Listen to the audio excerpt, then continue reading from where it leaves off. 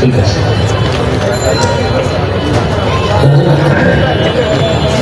نحمده ونستعينه ونستغفره ونؤمن به ونتوكل عليه ونعوذ بالله من شرور أنفسنا ومن سيئات أعمالنا من يهده الله فلا مضل له ومن يضلله فلا هادي له ونشهد أن لا إله إلا الله وحده لا شريك له ونشهد أن سيدنا ومولانا محمدا عبده ورسوله أرسله بالحق بشيرا ونذيرا وداعيا إلى الله بإذنه وسراجا منيرا.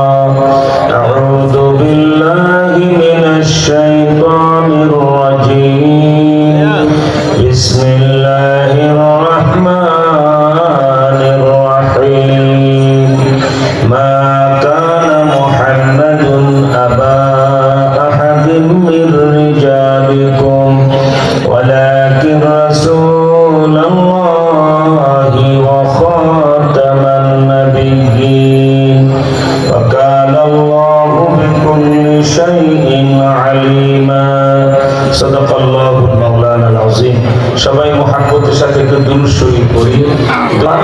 তাই খুব খেয়ালে দুরূদ শরীফ পড়েন, দুরূদ ইব্রাহিমি, যেটা নামাজে কাজে লাগে। আল্লাহুম্মা সাল্লি আলা মুহাম্মাদ ওয়া আলা আলি মুহাম্মাদ কামা সাল্লাইতা আলা ইব্রাহিম ওয়া আলা আলি ইব্রাহিম ইন্নাকা হামিদুম মাজিদ।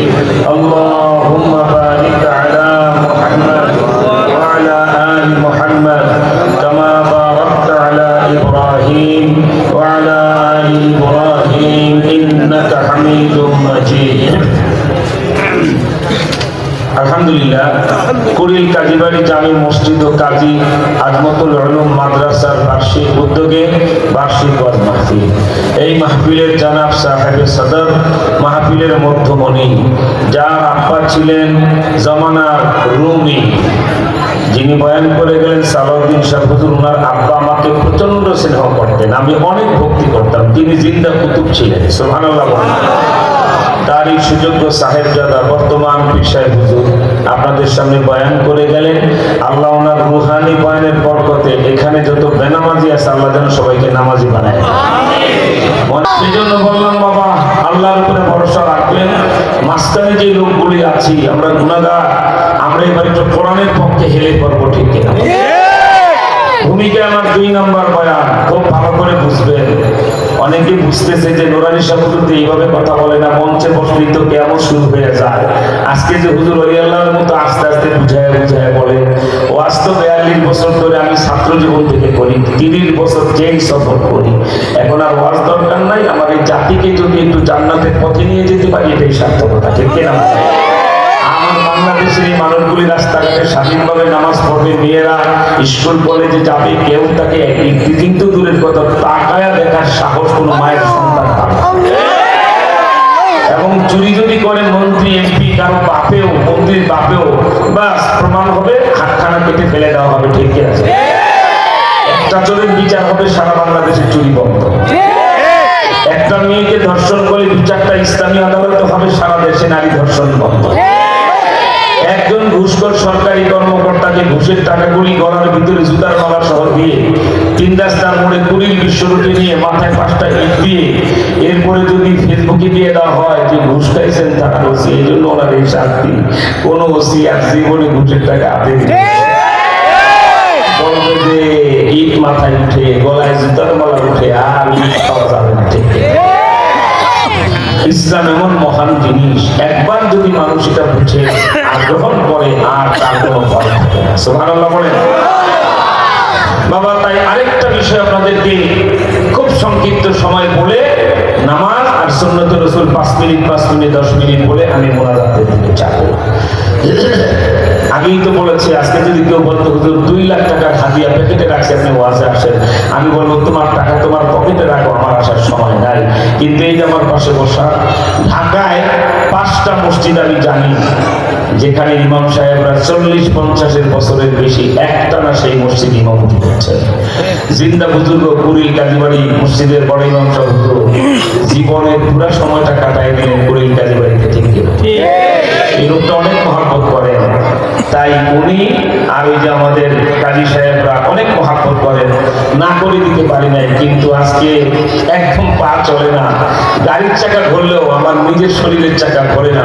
তারপরে বলছে আজকে কালকের অনেক কর্মসূচিতে আমার অসুবিধা হবে, কারণ এখান থেকে রাতে ফেরা, কতটুকু ঘুম, কালকে ডিসি এসপি প্রশাসনের সাথে গুরুত্বপূর্ণ বৈঠক, এরপরে বিবি এসবি এনএসআই ডিজিএফআই তাদের সাথে বৈঠক, এরপরে গণসংযোগ, অনেক কাজ, একটু ছন্দপতন ঘটে। কিন্তু আপনাদের কাছে দোয়া চাই, জেলখানায় 2.5 বছরে যেহেতু আল্লাহ পাক বাঁচায় আনছেন, কোরআনের পাখি আল্লামা দেওয়ার হোসেন সাইদের হত্যার পরে আমি আর মামুনুল জীবনও ভাবিনি যে আমরা জিন্দা আসতে পারবো, ঠিক কিনা? এই আপনাদের মতো লাখ লাখ মানুষের চোখের পানি, মা বোনদের নফল বোঝা, আর আমার আল্লাহর খাস রহমতে আপনাদের সামনে আবার বসতে পারছি, কি বলেন ঠিক না? তাহলে জীবনে আমাদের চেহারা আপনারা দেখবেন না, আল্লাহ দেখাইছে শুধু আপনাদের চোখের পানি। যাই হোক বাবা, আরেকটা বিষয় হলো, বাড়িতে যা পার্সোনাল ডায়েরি লিখবেন, এটা কিন্তু তফসিল ভিত্তিক গুরুত্বপূর্ণ আলোচনা। আমাদেরকে আশরাফুল মাখলুক কেন বলা হয়? সৃষ্টির শ্রেষ্ঠ, আশ্চর্য কথা। আপনি দেখেন তো বলবেন হুজুর আমরা অনেক ইবাদত করি, তুমি ইবাদত করো আবার গুনাহ করো, ঠিক কিনা? নবী রাসূল ছাড়া কারো নাম বলতে পারবেন যে একটা গুনাহ তার নাই? সকলের গুনাহ আছে, শুধু নবী রাসূলরা কুল্লুহুম মাসুম, সমস্ত নবীরা নিষ্পাপ, একটা সগীরা গুনাহ কোনো নবীর আমলে নাই, ঠিক কিনা? এটাই আমাদের আহলে সুন্নাত ওয়াল জামাতের আকীদা, ঠিক না বাবা? এছাড়া আমরা 4 তরিকার পীর হই আর 9 তরিকার বুজুর্গ হই, আপনাদের সামনে পাগড়ি যত মেসেজ করে পাগড়ি, বাস্তবতা হলো কিছু গুনাহ আছে, তবে কম, পরিমাণটা এত কম যেন দেখাই যায় না, কিন্তু মানুষ হিসাবে গুনাহ কিন্তু হয়েই যায়, ঠিক না? হ্যাঁ, কিন্তু একটা বাবুই পাখি, চড়ুই পাখি, একটা গর্তের পিঁপড়া, নদীর মাছ, এরা কোনো গুনাহ করে? এরা মিথ্যা কথা বলে? কি কোনো মাছ মিথ্যা কথা বলে? আরে মিথ্যা কথা বলে তো জবান লাগবে, বাক শক্তি লাগবে, আল্লাহ তো তার বাক শক্তি দেয় নাই, ঠিক? আচ্ছা, আপনি ইবাদত করেন, গাছপালা তরুলতা তারাও ইবাদত করে, তো ইবাদতে সমান। আমাকে আল্লাহ পাক বলছে আশরাফুল মাখলুক, আর এই মাছ, এই জঙ্গলের হিংস্র প্রাণী, এই গর্তের পিঁপড়া এমন কি অপরাধ করলো যে তাদেরকে আশরাফুল মাখলুক বলে না, অথচ তার একটা গুনাহ করে না, ঠিক কিনা বলে? এর কারণ হলো আমরা আমাদের সৃষ্টির কারণ এতদিন ভুল করছি, সেটা কেন বানিয়েছেন আল্লাহ পাক এটা এখন পর্যন্ত আন্দাজ করতে পারি না। আমাদেরকে আশরাফুল মাখলুক বলার কারণ আমাদের ডিউটি দুইটা, সমস্ত মাখলুকের ডিউটি একটা। কয়টা? গর্তের পিঁপড়া, নদীর মাছ, উড়ন্ত পাখি, রাস্তার গাছ, জঙ্গলের হিংস্র প্রাণীর ডিউটি কয়টা? একটা। সেটা কি? ইবাদত। ইবাদত, মালিকের ইবাদত করো, মালিকের মেনে নাও, আলহামদুলিল্লাহ। সে কারণেই দেখেন ভোর রাতে, সারা রাত আপনি ঘুমান, মসজিদের সভাপতি, মসজিদে আজান হয়, নাক টেনে ঘুমাইতেছেন, উঠেন না, একামত চলতেছে, আপনি উঠেন না, ফজরের নামাজে সালাম ফিরায় ফেলেন, সূর্য উঠে নামাজ কাজা হয়ে গেল, আপনি উঠেন না। কিন্তু পৃথিবীতে একটা পাখিও দেখাতে পারবেন না ফজরের নামাজের জমাতের 45-50 মিনিট আগে যখন পূর্ব আকাশ সাদা হয়, সবে সাথে হয়, একটা পাখিও ঘুমে থাকে না। পূর্ব আকাশ সাদা হওয়া মাত্রই পাখিরা কাছে কাছে কিচির মিচির শুরু করে, একটা পাখিও কিচির মিচির করে না, তারা তাদের মালিককে আল্লাহ আল্লাহ বলে, সুবহানাল্লাহ বলে। এমনকি হাদিস শরীফে আছে, আপনি যে ভোর রাত্রে আপনার মুরগির খোয়ারের মোরগটার আওয়াজ শুনেন কুকুর কুকুর, আসলে নবীজি বলে তুমি ভালো করে বুঝো নাই, মুরগিটা বলে সুবহান কুদ্দুস। এমনকি আপনার ঘরে যেটা দেয়াল ঘড়ি ঝুলিয়ে রেখেছেন, সেকেন্ডের কাঁটাটা টিক টিক টিক করে বাড়িবে, রাতে যত পিন পত নীরবতা হয়, নিস্তব্ধতা হয়, তখন আওয়াজটা আরো গভীর হয়, ঠিক কি? দিনের বেলা কাছে থেকেও শুনে না, রাতের বেলা বালিশে মাথা দিয়ে শোনা যায় দেয়ালের ঘড়িটা টিক টিক করে বাড়িবে, ঠিক না? কিন্তু আল্লাহর ওলি বলেন তুমি ভালো করে কান পেতে দেখো, দেয়ালের ঘড়ির সেকেন্ডের কাঁটাটা টিক টিক করে না, সে আল্লাহ আল্লাহ আল্লাহ আল্লাহ বলে ডাকতে থাকে। সুবহানাল্লাহ।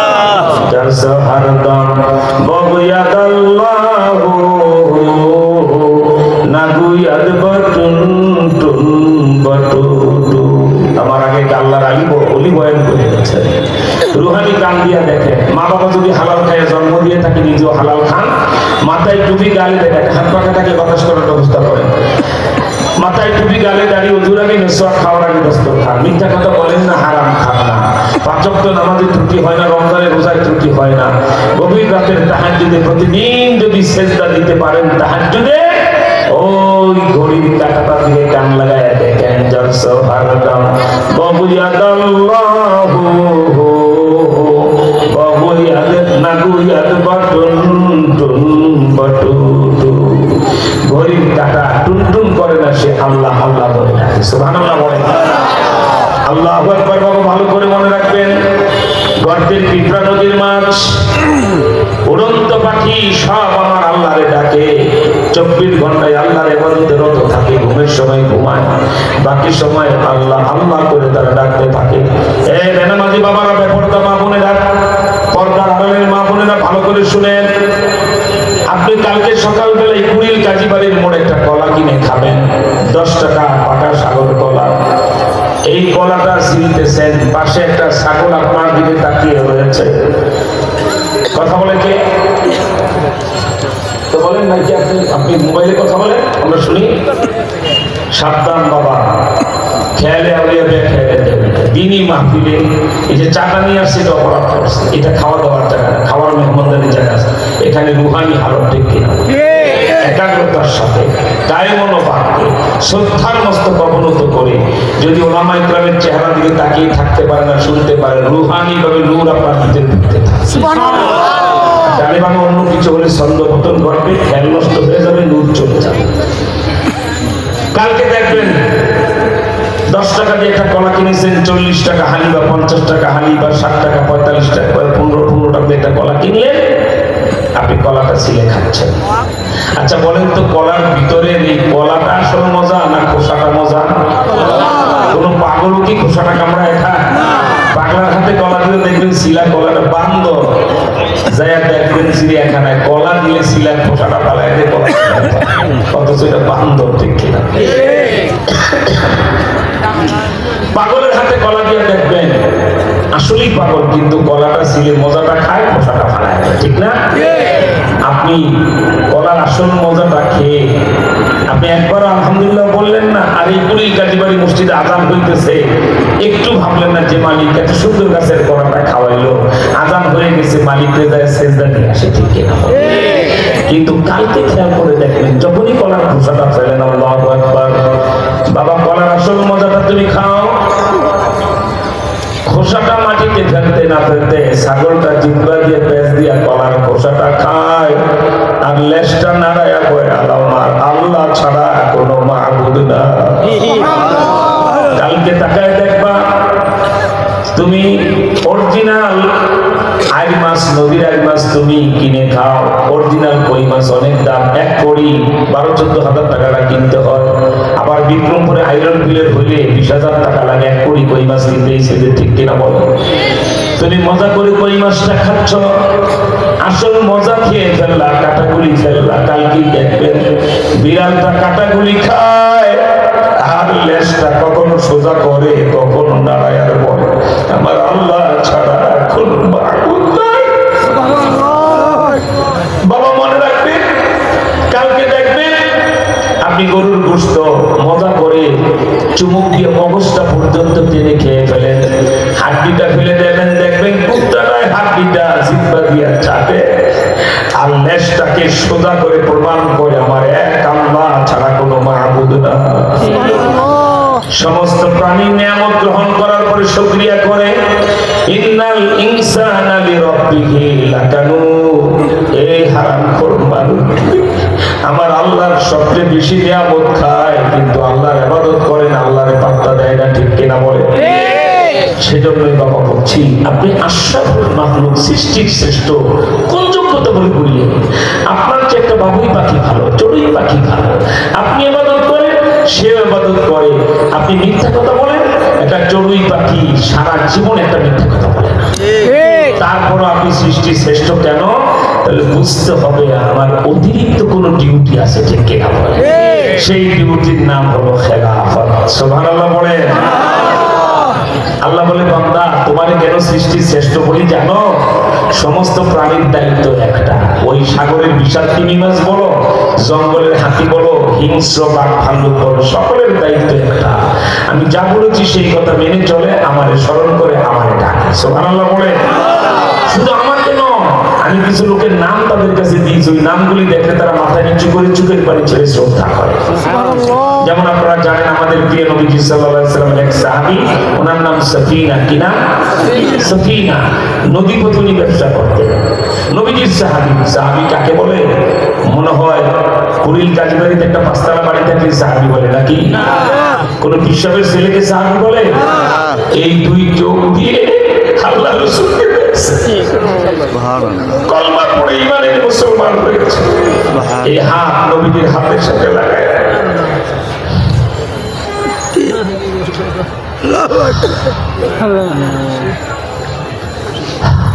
এই হাত নবীজির হাতের সাথে লাগায় মুসলমান হয়েছে।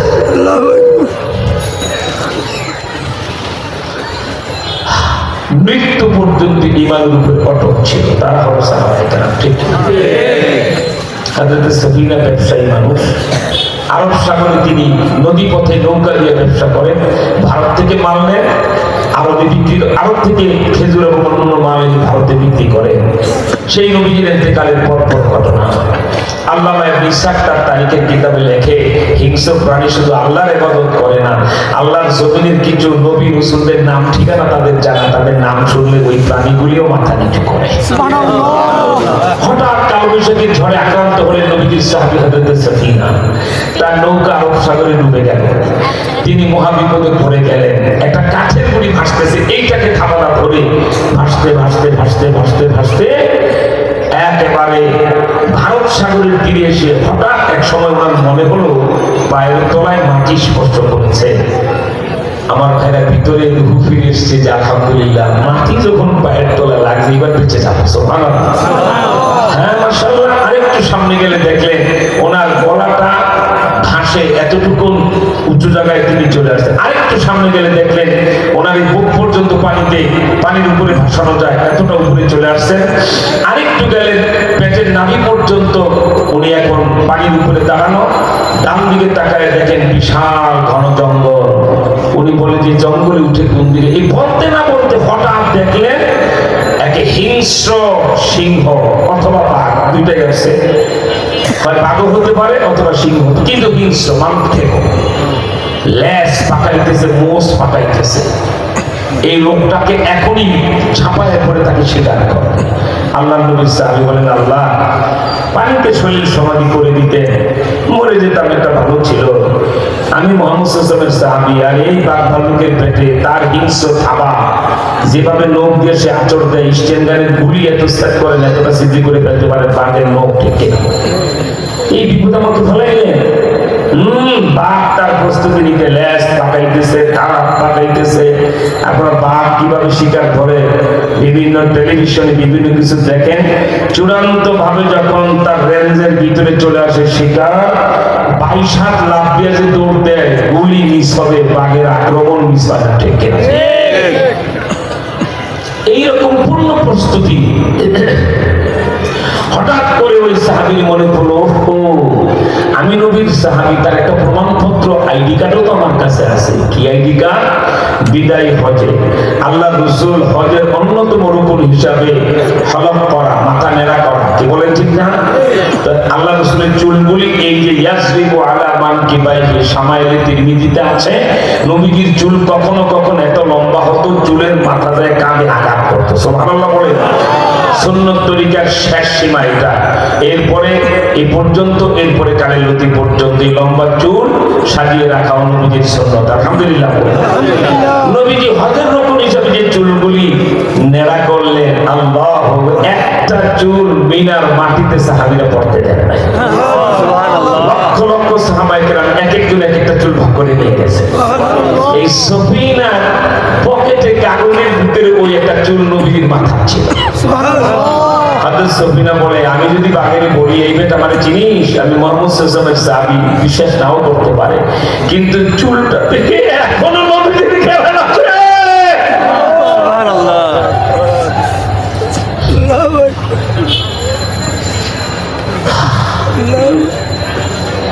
এটা নবীদের মাথার চুল, অবশ্যই হিংস্র করার খবর থাকবে এটা কার মাথার চুল।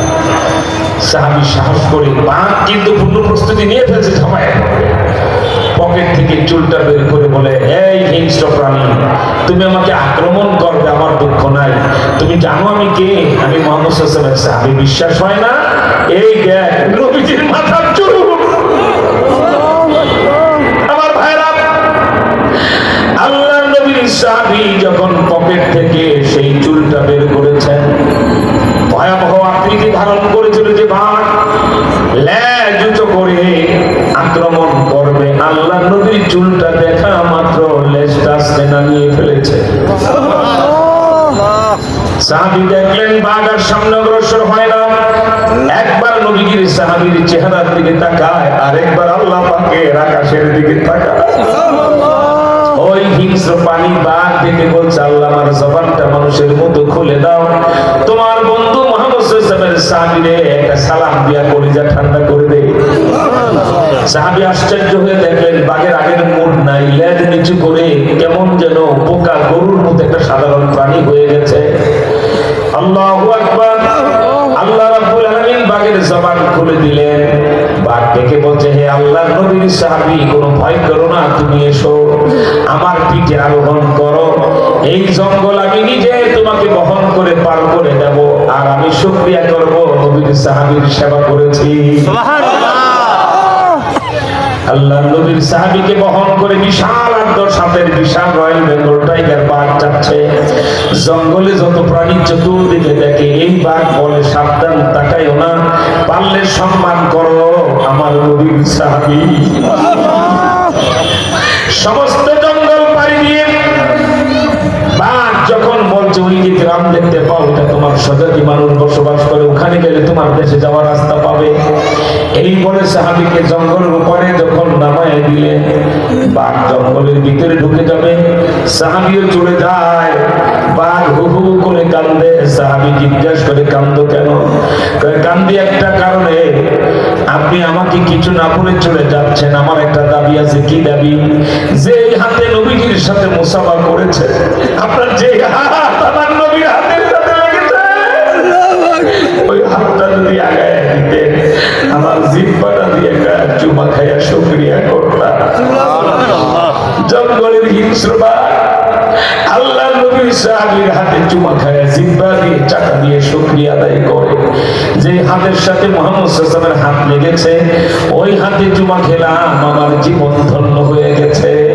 আমার ভাইরা, অনেক দুঃখ আমাদের অন্তরে আছে, আপনাদের প্রতি আকুল আবেদন জানাবো, কেউ আর ওই পথে যাবে না। যে রসুলের সাহাবীর এই সম্মান হিংস্র প্রাণী করে, সেই রসুলকে, এই বাংলাদেশ, বাংলাদেশ, এই বাংলাদেশ, সেই রসুলকে দেশ স্বাধীন হওয়ার পরে শেখ মুজিব, আজকের ইউনূস, মাঝখানে জিয়া, এরশাদ, খালেদা, হাসিনা, সাত্তার, প্রত্যেক সরকার আমলেই নবীজিকে কোনো না কোনো মালাউন, কোনো বদমাশ গালি দিয়েছে, ঠিক কিনা?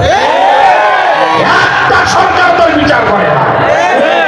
শেখ মুজিবের আমলে দাউদ হায়দার নবীজিকে গালি দিল, আল্লাহর কুতুব হাফিজকে হুজুরের স্বাক্ষরে স্মারকলিপি গেল, লোকটা নবীজিকে গালি দিয়েছে, আপনি তার বিচার করুন। শেখ মুজিব ভ্রুক্ষেপই করলেন, বিচার করলেন। জিয়াউর রহমান অনেক ভালো কাজ করেছেন, তার বদলাও তিনি পাবেন। বিসমিল্লাহির রহমানির রহিম সংবিধান লিখেছেন মেজর জিয়া, ঠিক কিনা? সংবিধানে আল্লাহর উপর আস্থা বিশ্বাসের কথা সরসিনার বিশ্ববুজুর হাফিজ হুজুরের পরামর্শে লেখছেন জিয়া। আলহামদুলিল্লাহ, অনেক ভালো কাজ তার আছে। কিন্তু তার আমলে আহমদ শরীফ নামে ঢাকা ইউনিভার্সিটির একটা কুলাঙ্গার নাস্তিক প্রফেসর, জিয়া তখন রাষ্ট্রনায়ক, এই নাস্তিক বলো, there is no god, Muhammad is the leader, Allah খোদা কিচ্ছু নাই, মুহাম্মদ বাজে। একটা তথ্য দেই, যদি দেখেন কেউ নবীজির দাড়ি, টুপি, ইসলাম নিয়ে কটাক্ষ করে বা নবীজিকে গালি দেয়, নিশ্চিত ওই লোকটা হারামজাদা। তার মা বাবার বিয়ে শুদ্ধ হয় নাই, অথবা মা বাবা বিয়ের আগে একাম কুকাম করে বাচ্চা পেটে, মানে একটা না একটা কারণ আছে তার হারামজাদা। হারামজাদা ছাড়া মুহাম্মদ সাল্লাল্লাহু আলাইহি ওয়াসাল্লামকে কেউ গালি দিতে পারে না। আমার ভাইরা, বঙ্গবন্ধুর আমলে গালি দিলে দাউদ হায়দার বিচার হলো না, জিয়ার আমলে আহমদ শরীফ নবীজিকে খারাপ লোক বললো, জিয়া তার বিচার করলো। এরশাদের আমলে কবির চৌধুরী শামসুর রহমান করলো, ঢাকায় যে ফজরের আজান হয় আমার কাছে কুত্তার কেউ কেউ মতো, ফজরের আজানকে কেউ কুকুরের ঘেউ ঘেউ বলে সে মুসলমান না কাফের? আহত শিয়ালের ঘ্যাঙর ঘ্যাঙর শুনতে এত কষ্ট করে আসেনি, সিংহের গর্জনে বলতে হবে। যদি ফজরের আজানকে কেউ কুকুরের ঘেউ ঘেউ বলে সে মুসলমান না কাফের?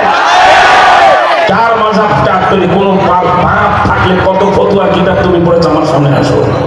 হানাফি, মালিকি, শাফিঈ, হাম্বলি, চিশতিয়া, কাদরিয়া, নকশবন্দিয়া, মুজাদ্দিদিয়া, চার তরিকা, চার মাযহাব একমত। কেউ যদি নবীজিকে গালি দেয় ফাকাদ ইরতাদা, সে মুরতাদ হয়ে গেল, কাফের হয়ে গেল, ঠিক কি না?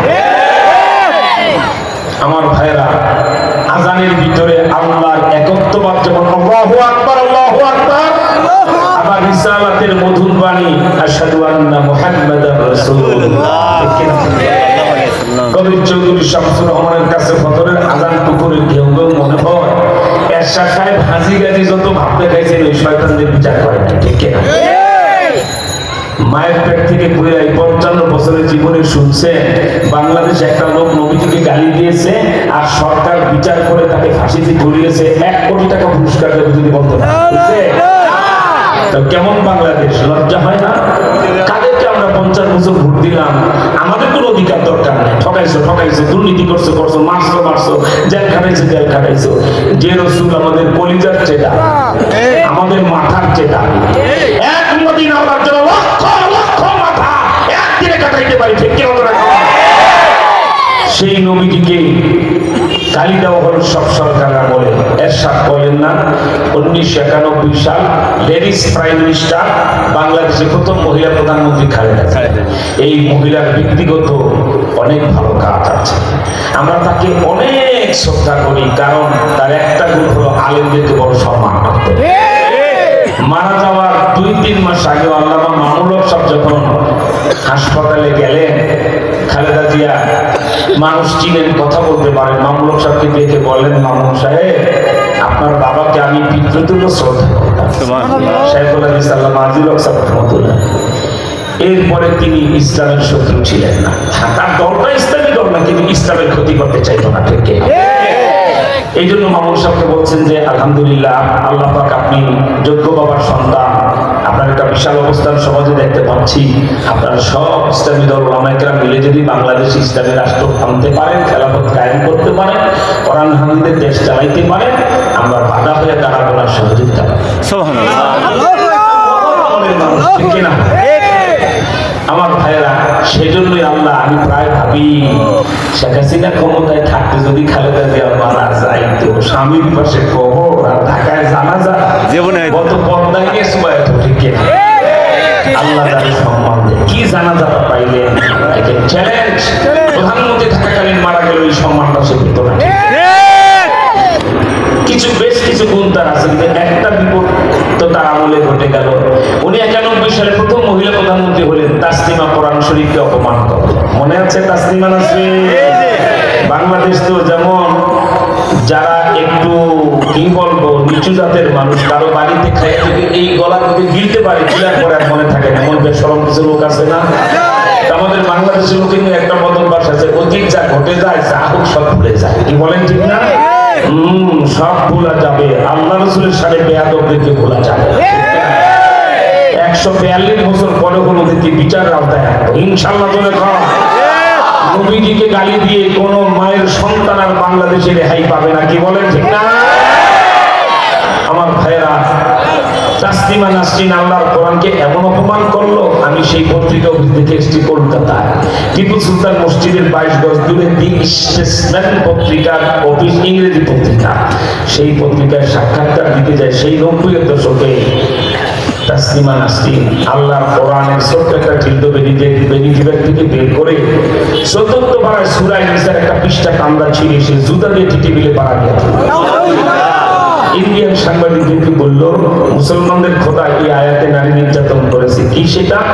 পুরুষদেরকে 2 জন বউ, 3 জন বউ, 4 জন বউ, মাসনা, ওসুলাতা, বরবা, 2 বউ, 3 বউ, 4 বউ পর্যন্ত রাখার অধিকার দিয়েছে। আর আমাদের কয় একটাতে সন্তুষ্ট থাকতে। এটা বিশ্ব বেশটা, ঠিক কিনা?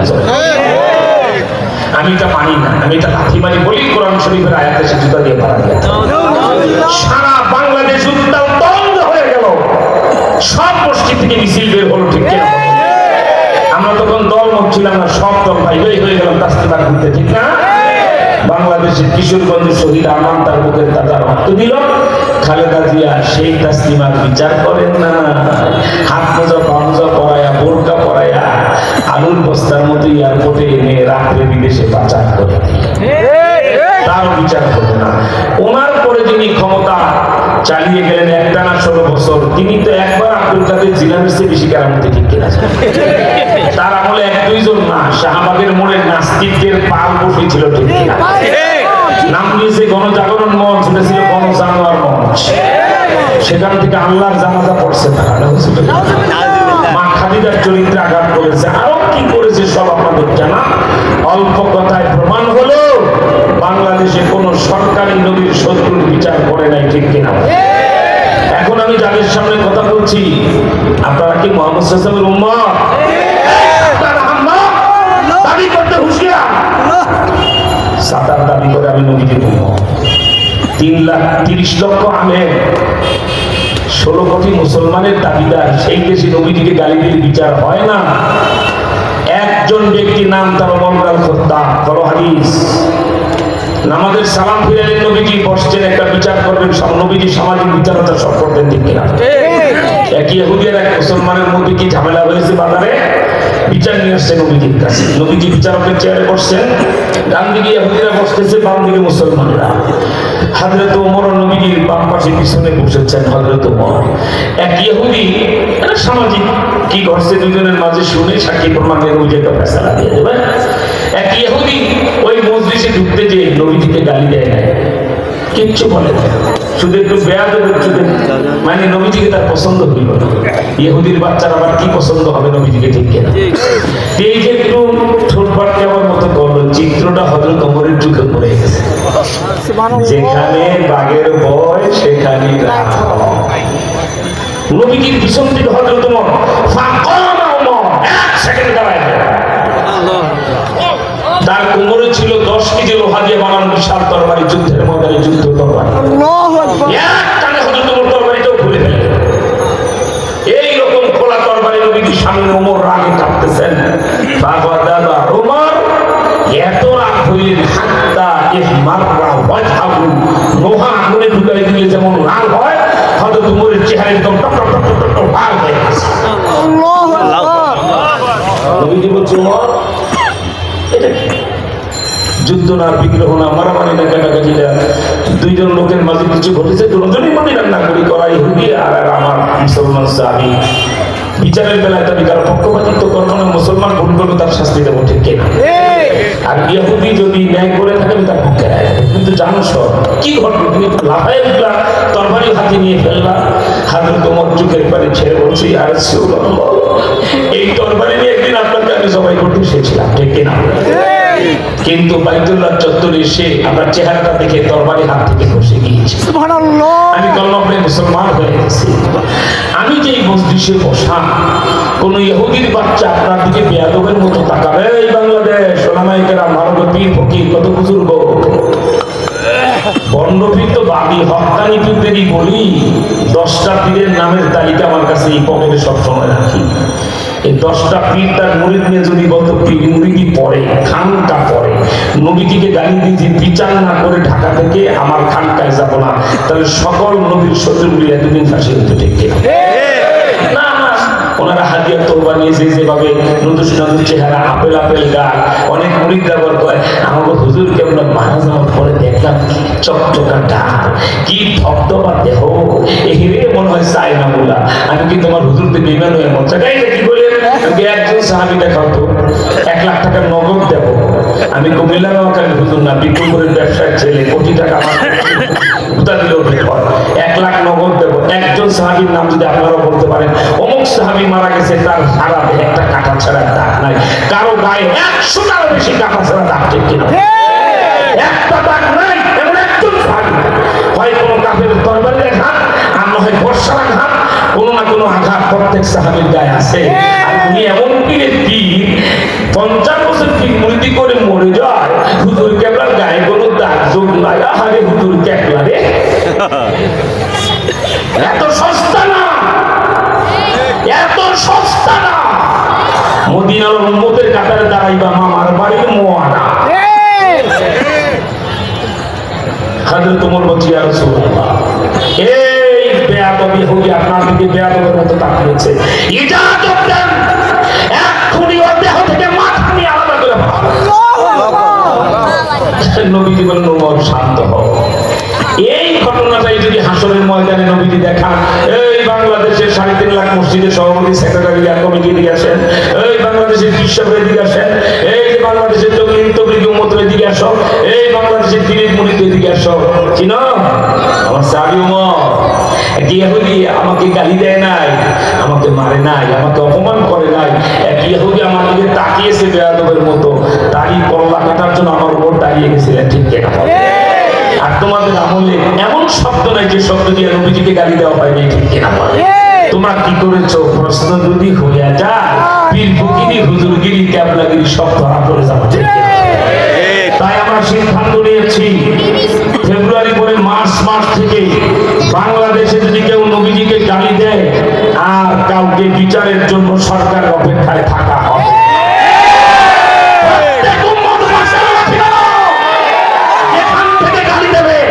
সেখানে তওবার ডাক দেবো 3 দিনের, ঠিক কিনা?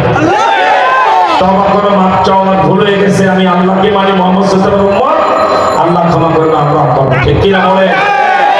তওবা যদি না হয়, তুমি কোন প্রধানমন্ত্রীর ছেলে, কোন রাষ্ট্রপতির মেয়ে, তুমি তাল গাছ তাদের ছাতাটাও দেখবে না, শিকড় শুদ্ধ উপায় পর্দায় ফেলায়।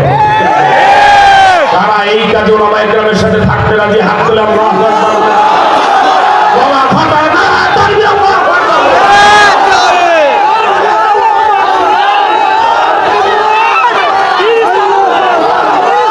খামোশ, খামোশ। আমি ক্লান্ত অবস্থায় এত লম্বা কথা বলবো এনে নিয়েছিল, কিন্তু মদিনা ওর অপমান আবার পরিচয়টা ঠান্ডা হয়ে গেছে। আল্লাহ রাসূলের অপমান আর সহ্য হয় না। ইনশাআল্লাহ মার্চ মাস থেকে বাংলাদেশ মদিনা নগরে চলবে, অমনি শাসন জারি হবে, গোটা দেশের মানুষ শান্তি এক জান্নাতি পরিবেশ পাবে, নাস্তিক মুরতাদার ইসলামের শত্রুরা সব জালে আটকাবে, ঠিক কিনা? Ready ready ready. তাহলে ডানে বামে হেলাধুলা করা যাবে না। ওই যে বলছিলাম, তোমার আমার কেন সাফল মাপলো, আমার তোমার বিউটি 2টা, আর সমস্ত প্রাণীর বিউটি 1টা। সেই 2টা বিউটির একটা করে আরেকটা না করলে আল্লাহ পাক আমাদেরকে ওই সকল দুত্তাসুর যারা নির্দিষ্ট বানাইবেন, আসফালা সাবিলিন করবেন, ঠিক কিনা? আমাদের ডিউটি 2টা কি? 1 নাম্বার ইবাদত, নামাজ, রোজা, হজ, যাকাত, দাড়ি, টুপি, মিসওয়াক, জিকির আজকার, ইবাদত চলবে। আর খেলাফতের দায়িত্ব মানে আল্লাহর জমিনে আল্লাহর বিধান ছাড়া কারো বিধান দিয়ে দেশ চালাতে আর দেব না। 47-এ স্লোগান ছিল ইংরেজ খেদাও সফল, 52-তে স্লোগান ছিল এক দফা এক দাবি রাষ্ট্রভাষা বাংলা চাই আমরা সফল, 71-এ স্লোগান ছিল তোমার আমার ঠিকানা পদ্মা মেঘনা যমুনা আমরা সফল। পাকিস্তানিদেরকে তাড়িয়ে পদ্মা মেঘনা যমুনার তীরে বাংলাদেশ প্রতিষ্ঠা করেছে, ঠিক কিনা? এই 55 বছরে নবীজিকে গালি দিতে দিতে হৃদয়ের ভিতর থেকে উম্মতের অন্তরে রক্তক্ষরণ শুরু হয়ে এবার স্লোগান শুরু হয়েছে। 12ই ফেব্রুয়ারি নির্বাচনের আগে তোমার আমার ঠিকানা কোরআন হাদিস ওলামা। কোরআন হাদিস ছাড়া অন্য কোন নীতিতে দেশ চালাইতে দেব না। আর আলেম ওলামা ছাড়া লালটু বল্টুরে আমরা জাতীয় নেতা বানাই আর কোনো পাপ করবো না। ঠিক কিনা বলেন? রাজি সবাই? তো হাত তুলে আল্লাহু আকবার বলে দেখায় যায়। সময় নাই, তোমার কাছে ঠিকই নাই। তুমি এমন জমিদার না তোমার বাড়ির তালুকে আমার হাঁটতে হবে। আমার নবী গালি যাবে বিচার করতে পারবা না, আবার ভোট চাইবা ইচ্ছা হয় না। মুসলমানের দেশে ভোট চাইতে হলে এবার বলতে হবে ক্ষমতায় গেলে মোহাম্মদ সাল্লাল্লাহু আলাইহি ওয়াসাল্লামের মর্যাদা আইন পাস করবো, ক্ষমতায় গেলে কাদিয়ানীকে অমুসলিম ঘোষণা করবো, ক্ষমতায় গেলে নবীজিকে গালি দিতে দেরি হবে, ফাঁসিতে ঝুলাইতে দেরি করবো না। ঠিক কিনা? সেজন্য আমার ভাইয়েরা ওই দুইটা দায়িত্ব, একটা ইবাদত আর একটা খেলা। এই খেলাফতের দায়িত্ব মানে জমিন আল্লাহ, আইনও চলবে আল্লাহ। আপনার বাড়িতে আপনার স্ত্রী যদি আরেক পুরুষের কথা মতো চলে, মেয়েটা রিক্সা চালকের হাত ধরে বেরিয়ে যায়, ছেলেটা কুড়িল কাজীবাড়ি মরে যায়, ওই কি বলে প্রগতি সরণিতে পিস্তল হাতে চিন্তাই করে, এদের কারোর সাথে সম্পর্ক রাখবেন না। বউ আরেক বেটার সাথে যদি পরক্রিয়া করে আদর করে ঘরে রেখে দিবেন, হাতের পা ভেঙে পিটায় হাত পা ভেঙে দিবেন। ঠিক কিনা বলে? নিজের স্বার্থ বুঝেন, আল্লাহটা বুঝেন। আশ্চর্য কথা, আম খাইবা আল্লাহর কাছে, কাঁঠাল খাইবা আল্লাহর কাছে, খেতের ধানের চাউলের ভাত খাইবা আল্লাহর জমিনে, আর আইন মানবা লিলির কাম মাসার দুনিয়াদার নেতাদের তুমি ওই রকম বেঈমান। ঠিক কিনা? সুতরাং সৃষ্টি যার, আইনও চলবে।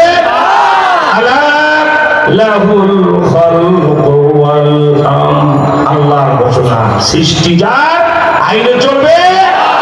সেটাই বাংলাদেশে হবে ইনশাআল্লাহ। চলে শেষ কথা এই ব্যাপারে, দোকানে কর্মচারী রেখেছেন দুইটা দায়িত্ব দিয়ে 20,000 টাকা বেতন। কি? সকাল 8টায় দোকান খুলবা, রাত 8টা পর্যন্ত সেলসম্যান হিসেবে বেচা কেনা করবা, সন্ধ্যাবেলায় আমাকে হিসাব বুঝাই দেবা। এখন যদি আপনার সেই দোকানের কর্মচারী সকাল 8টায় দোকান ঠিকই খোলে, সারাদিন বেচা কেনা করে না, পাশে যায় ওই পকেটে ছেলেদের সাথে টাস খেলে, ক্যারাম বোর্ড খেলে, আপনার দোকানে দোকানদারি করে না, আগামী মাসে তো তার বেতন আরো 1000 বাড়াই দিবেন না? তার পা দিয়ে পানি যাবেন না? বলবেন এখন আমার দোকান থেকে বের হবে। শয়তান 3 দিন এসে দেখলাম দুপুর 11টায় তুমি চাষ খেলো, আমার দোকান দাঁড়াইলে করো না। ঠিক কিনা? আশ্চর্য কথা, নিজের স্বার্থ বুঝেন। 20,000 টাকা বেতনে কর্মচারী রেখে ডিউটি 2টা, 8টায় দোকান খুলবা, সারাদিন তুমি সেলসম্যান হিসাবে দোকানদারি করবা। একটা করে তালা খোলে, দোকান খোলে, বেচা কেনা করে না, তারে যদি আপনি পিটায় বের করে দেন, চাকরি নট করে দেন, আপনি কেন আল্লাহ পাক আপনাকে এত তোয়াজ করতে যাবেন? দায়িত্ব দিলাম 2টা, আমার ইবাদত করবা, আর তোমার দেশ, রাষ্ট্র, হাইকোর্ট, সুপ্রিম কোর্ট, জজ কোর্ট, আইন, আদালত, স্কুল, কলেজ, ইউনিভার্সিটি, ব্যাংক, বিমা, হাট, ঘাট, মাঠ সব আমি আল্লাহর হুকুম আর আমার নবীর তরিকা চালাইবা। ঠিক কিনা? তো ইবাদত করলা ঠিকই, রবীন্দ্রনাথ ঠাকুরের মধ্যে 1 খোঁচা দাঁড়িয়ে রাখছো, 22 হাত লম্বা পাগড়ি পেঁচাইছো, অথচ তুমি আমার জমিনে আমার দিন প্রতিষ্ঠা না করে ভারতের অর্থনীতি মহাত্মা গান্ধীর ধর্মনিরপেক্ষতায় বিশ্বাস করেছ, 13টা জারক সন্তানের জনক লেনিনের সেই মতবাদে বিশ্বাস করেছ, আব্রাহাম লিঙ্কনের কথা গণতন্ত্রে বিশ্বাস করেছ। দায়িত্ব দিলাম 2টা, একটা পালন করলো, আরেকটাতে আমার শত্রুই না বসাইলা, তোমাকে আমি সহজে ছেড়ে দেবো, জাহান্নামে লাকড়ি বানাবো। ঠিক কিনা? সময় এসেছে আমরা আল্লাহর ইবাদত করব, আল্লাহর জমিনে আল্লাহর বিধান প্রতিষ্ঠায় যারা মাঠে নেমেছেন তাদেরকে সহযোগিতা করব ইনশাআল্লাহ। আত্তাহিয়াতু যেভাবে পড়ে সেভাবে বসুন, আখিরে মোনাজাতের প্রস্তুতি। নামাজ আর সুন্নতে রাসূলের 1 ঘন্টার কথা আমি 10 মিনিটে বলে এখনই মোনাজাত দিয়ে দেব। এই কুড়িল কাজীবাড়ি মসজিদ মাদ্রাসার মাহফিল না হলে এই অবস্থায় মঞ্চে বসায় বাবা এত লম্বা কথা বলাইতে পারতেন। আমি দেখলাম বিশ্ব হুজুর সংক্ষিপ্ত কথা বলে চলে গেলেন। এখন বর্তমান পরিস্থিতির উপরে প্রত্যেকটা মুসলমানকে হেদায়েতের পথ দেখানো ওলামায়ে কেরামের দায়িত্ব। ঠিক কিনা? তাই বাবা তাহিয়াতুর সুরতে যারা দূরে আছেন তারা এসে ভিতরে বসেন। আর আল্লাহর রাস্তায় আপনাদেরকে বলবো, ফাঁক ফোকর রাখলে কিন্তু মাহফিলের বরকত পাবেন। 1 ইঞ্চি ফাঁকাও রাখতে পারবেন না। যে যত তাড়াতাড়ি সামনে দিয়ে আসবেন তার তত তাড়াতাড়ি দোয়া কবুল হয়ে যাবে। একদম আমার সামনে মৌচাকের মতো বসে যান। হুজুর তো পীর মুরিদের একটা বয়াত নিয়েছেন, আমিও কিন্তু একটা বয়াত নেব। সেই বয়াতটা হলো, জান লাগলে জান দেব, মাল লাগলে মাল দেব, রক্ত লাগলে রক্ত দেব, সময় লাগলে সময় দেব, কিন্তু নবীজির চেয়ারে কাদিয়ানীর বাচ্চাকে বসতে দেব না। হাত তুলে দেখায় দেন নবীর পক্ষে কারা শপথ নিতে না। আলহামদুলিল্লাহ, আরো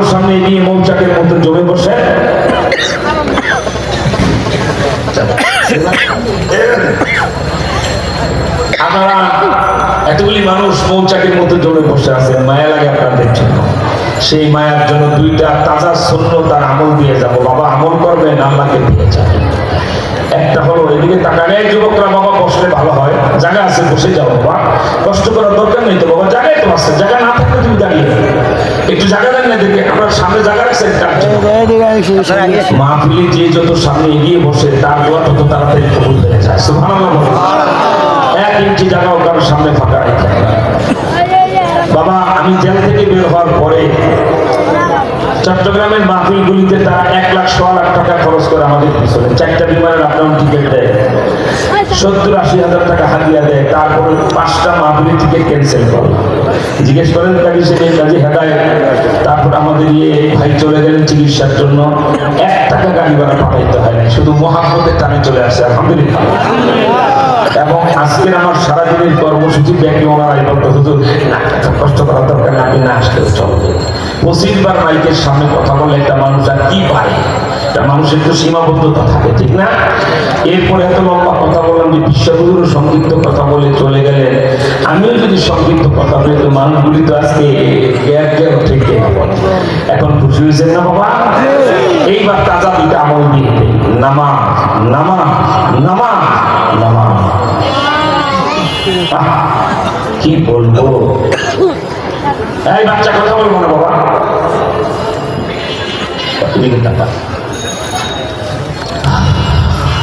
অনেক ব্যথা মনে, কি করলাম 55টা বছর, কত কি ভুটানি পোকা মানে রাষ্ট্র ক্ষমতায় গেল, কোন জমিদারি যে পাইল, এটা নামাজের আইনটা পর্যন্ত করতে পারে আল্লাহ কসম। রাষ্ট্রীয়ভাবে যদি নামাজের আইন পায়, আযান দিলে মুসলমান নারী পুরুষ বাধ্যতামূলক নামাজ পড়তে হবে। প্রথমে আইনের মাধ্যমেও যদি জানলা দিয়ে পিটায় পড়ানো যায়, এক সময় যদি অন্তর থেকে নামাজ পড়ে, আল্লাহর কসম নামাজি জাতি কোনো বিপদ থাকতে পারে না, সেটা 3 মাসের মধ্যেই ঘটবে ইনশাআল্লাহ। ইনশাআল্লাহ। নামাজ কারে করে জানেন? খুব তাড়াতাড়ি জবাব দিবেন। বললাম তো 1 ঘন্টার কথা 5-10 মিনিট বলে আমি মোনাজাত দিয়ে দেবো। একটা লোকের হাত নাই, আছে ব্যবহার করতে পারে না, কাঁপে, আমরা কি বলি লুলা, ঠিক না? একটা লোকের পা আছে, ব্যবহার করতে পারে না, পা শেষায় চলে, আমরা কি বলি লেঙ্গা, ঠিক না? একটা লোকের চোখ নাই, আমরা কি বলি অন্ধ, কি বলি? কিন্তু সবাই বুঝে শুনে জবাব দিবেন। হাত সমস্যা লুলা, পা সমস্যা লেঙ্গা, চোখ নাই অন্ধ, এরপরে কি মানুষটা বাঁচে না? ওই তো ট্রেন স্টেশনে যায় দেখেন কমলাপুরে শত শত অন্ধ টাকা চাইতেছে, ঠিক না? বরঞ্চ অন্ধদের চেহারা একটু খেয়াল করে দেখবেন আপনাদের চেয়ে আরো চকচক করে, কেন? চোখের গুণা থেকে অন্ধ বেঁচে থাকে। অল্প কথা কি প্রমাণ হলো? হাত নাই, পা নাই, চোখ নাই, তারপর একটা মানুষ বাঁচতে কোনো অসুবিধা নেই, ঠিক কিনা বলে? কিন্তু সবাই সমস্যার আওয়াজে বলবেন, একটা লোকের যদি দেহ থেকে মাথাটা কেটে ফেলে দেওয়া হয়, এরপরে কি মানুষটা বাঁচে? পিছনে মনে হয় মাথা কাটা মানুষ বাঁচে নাকি? মাথা কাটা মানুষ দেখছেন জীবনে? গ্রামের বাড়ির পুকুরে উজু করতে গেছেন রাত 2:30-3টা, অমাবস্যা রাতের গুটগুটে অন্ধকার, আপনি তাহাজ্জুদ পূজা কোন হকানে আল্লাহর ওলির মুরিদ তাহাজ্জুদ পড়ার উজু করতে গেছেন গ্রামের পুকুরে, 3 ফুট নিরবতা, গুটগুটে অন্ধকার, উজু অর্ধেক করেও ফেলছেন, পাও ধোয়া বাকি। এর মধ্যে যদি দেখেন পুকুরের ডান দিক থেকে 12-14টা গলা কাটা মানুষ আপনার দিকে আগায় আসতেছে, তাড়াতাড়ি যায় সালাম দিয়ে মুসাফা করবেন না? মুসাফা করবেন না? মিয়া পাও ধোয়া, এমন উল্টো দিকে দৌড় দিবেন, হয় যাবেন হাসপাতাল, নইলে যাবেন গোরস্থান। ঘরে ঢুকলে যদি খাপাইতে থাকেন, বেগম যদি বলে কি কথা বুঝ না, গলা কাটা,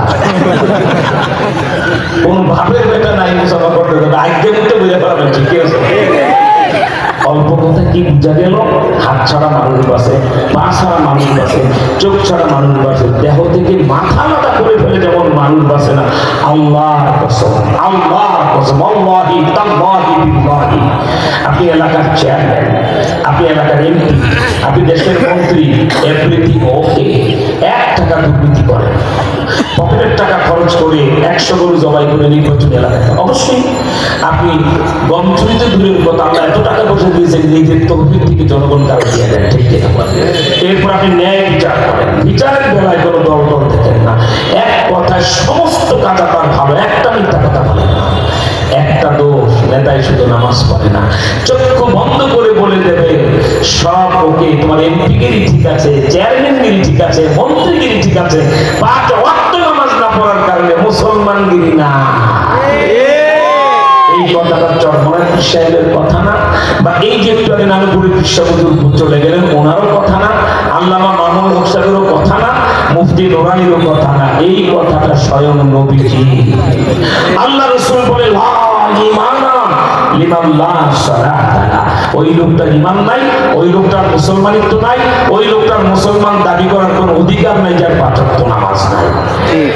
অথচ আমাদের বাংলাদেশের ঢাকা শহর, খুলনার আছে বড় বড় শহরগুলো মসজিদ কমিটি দেখবেন 99টা নামাজ, ঠিক কিনা বলেন?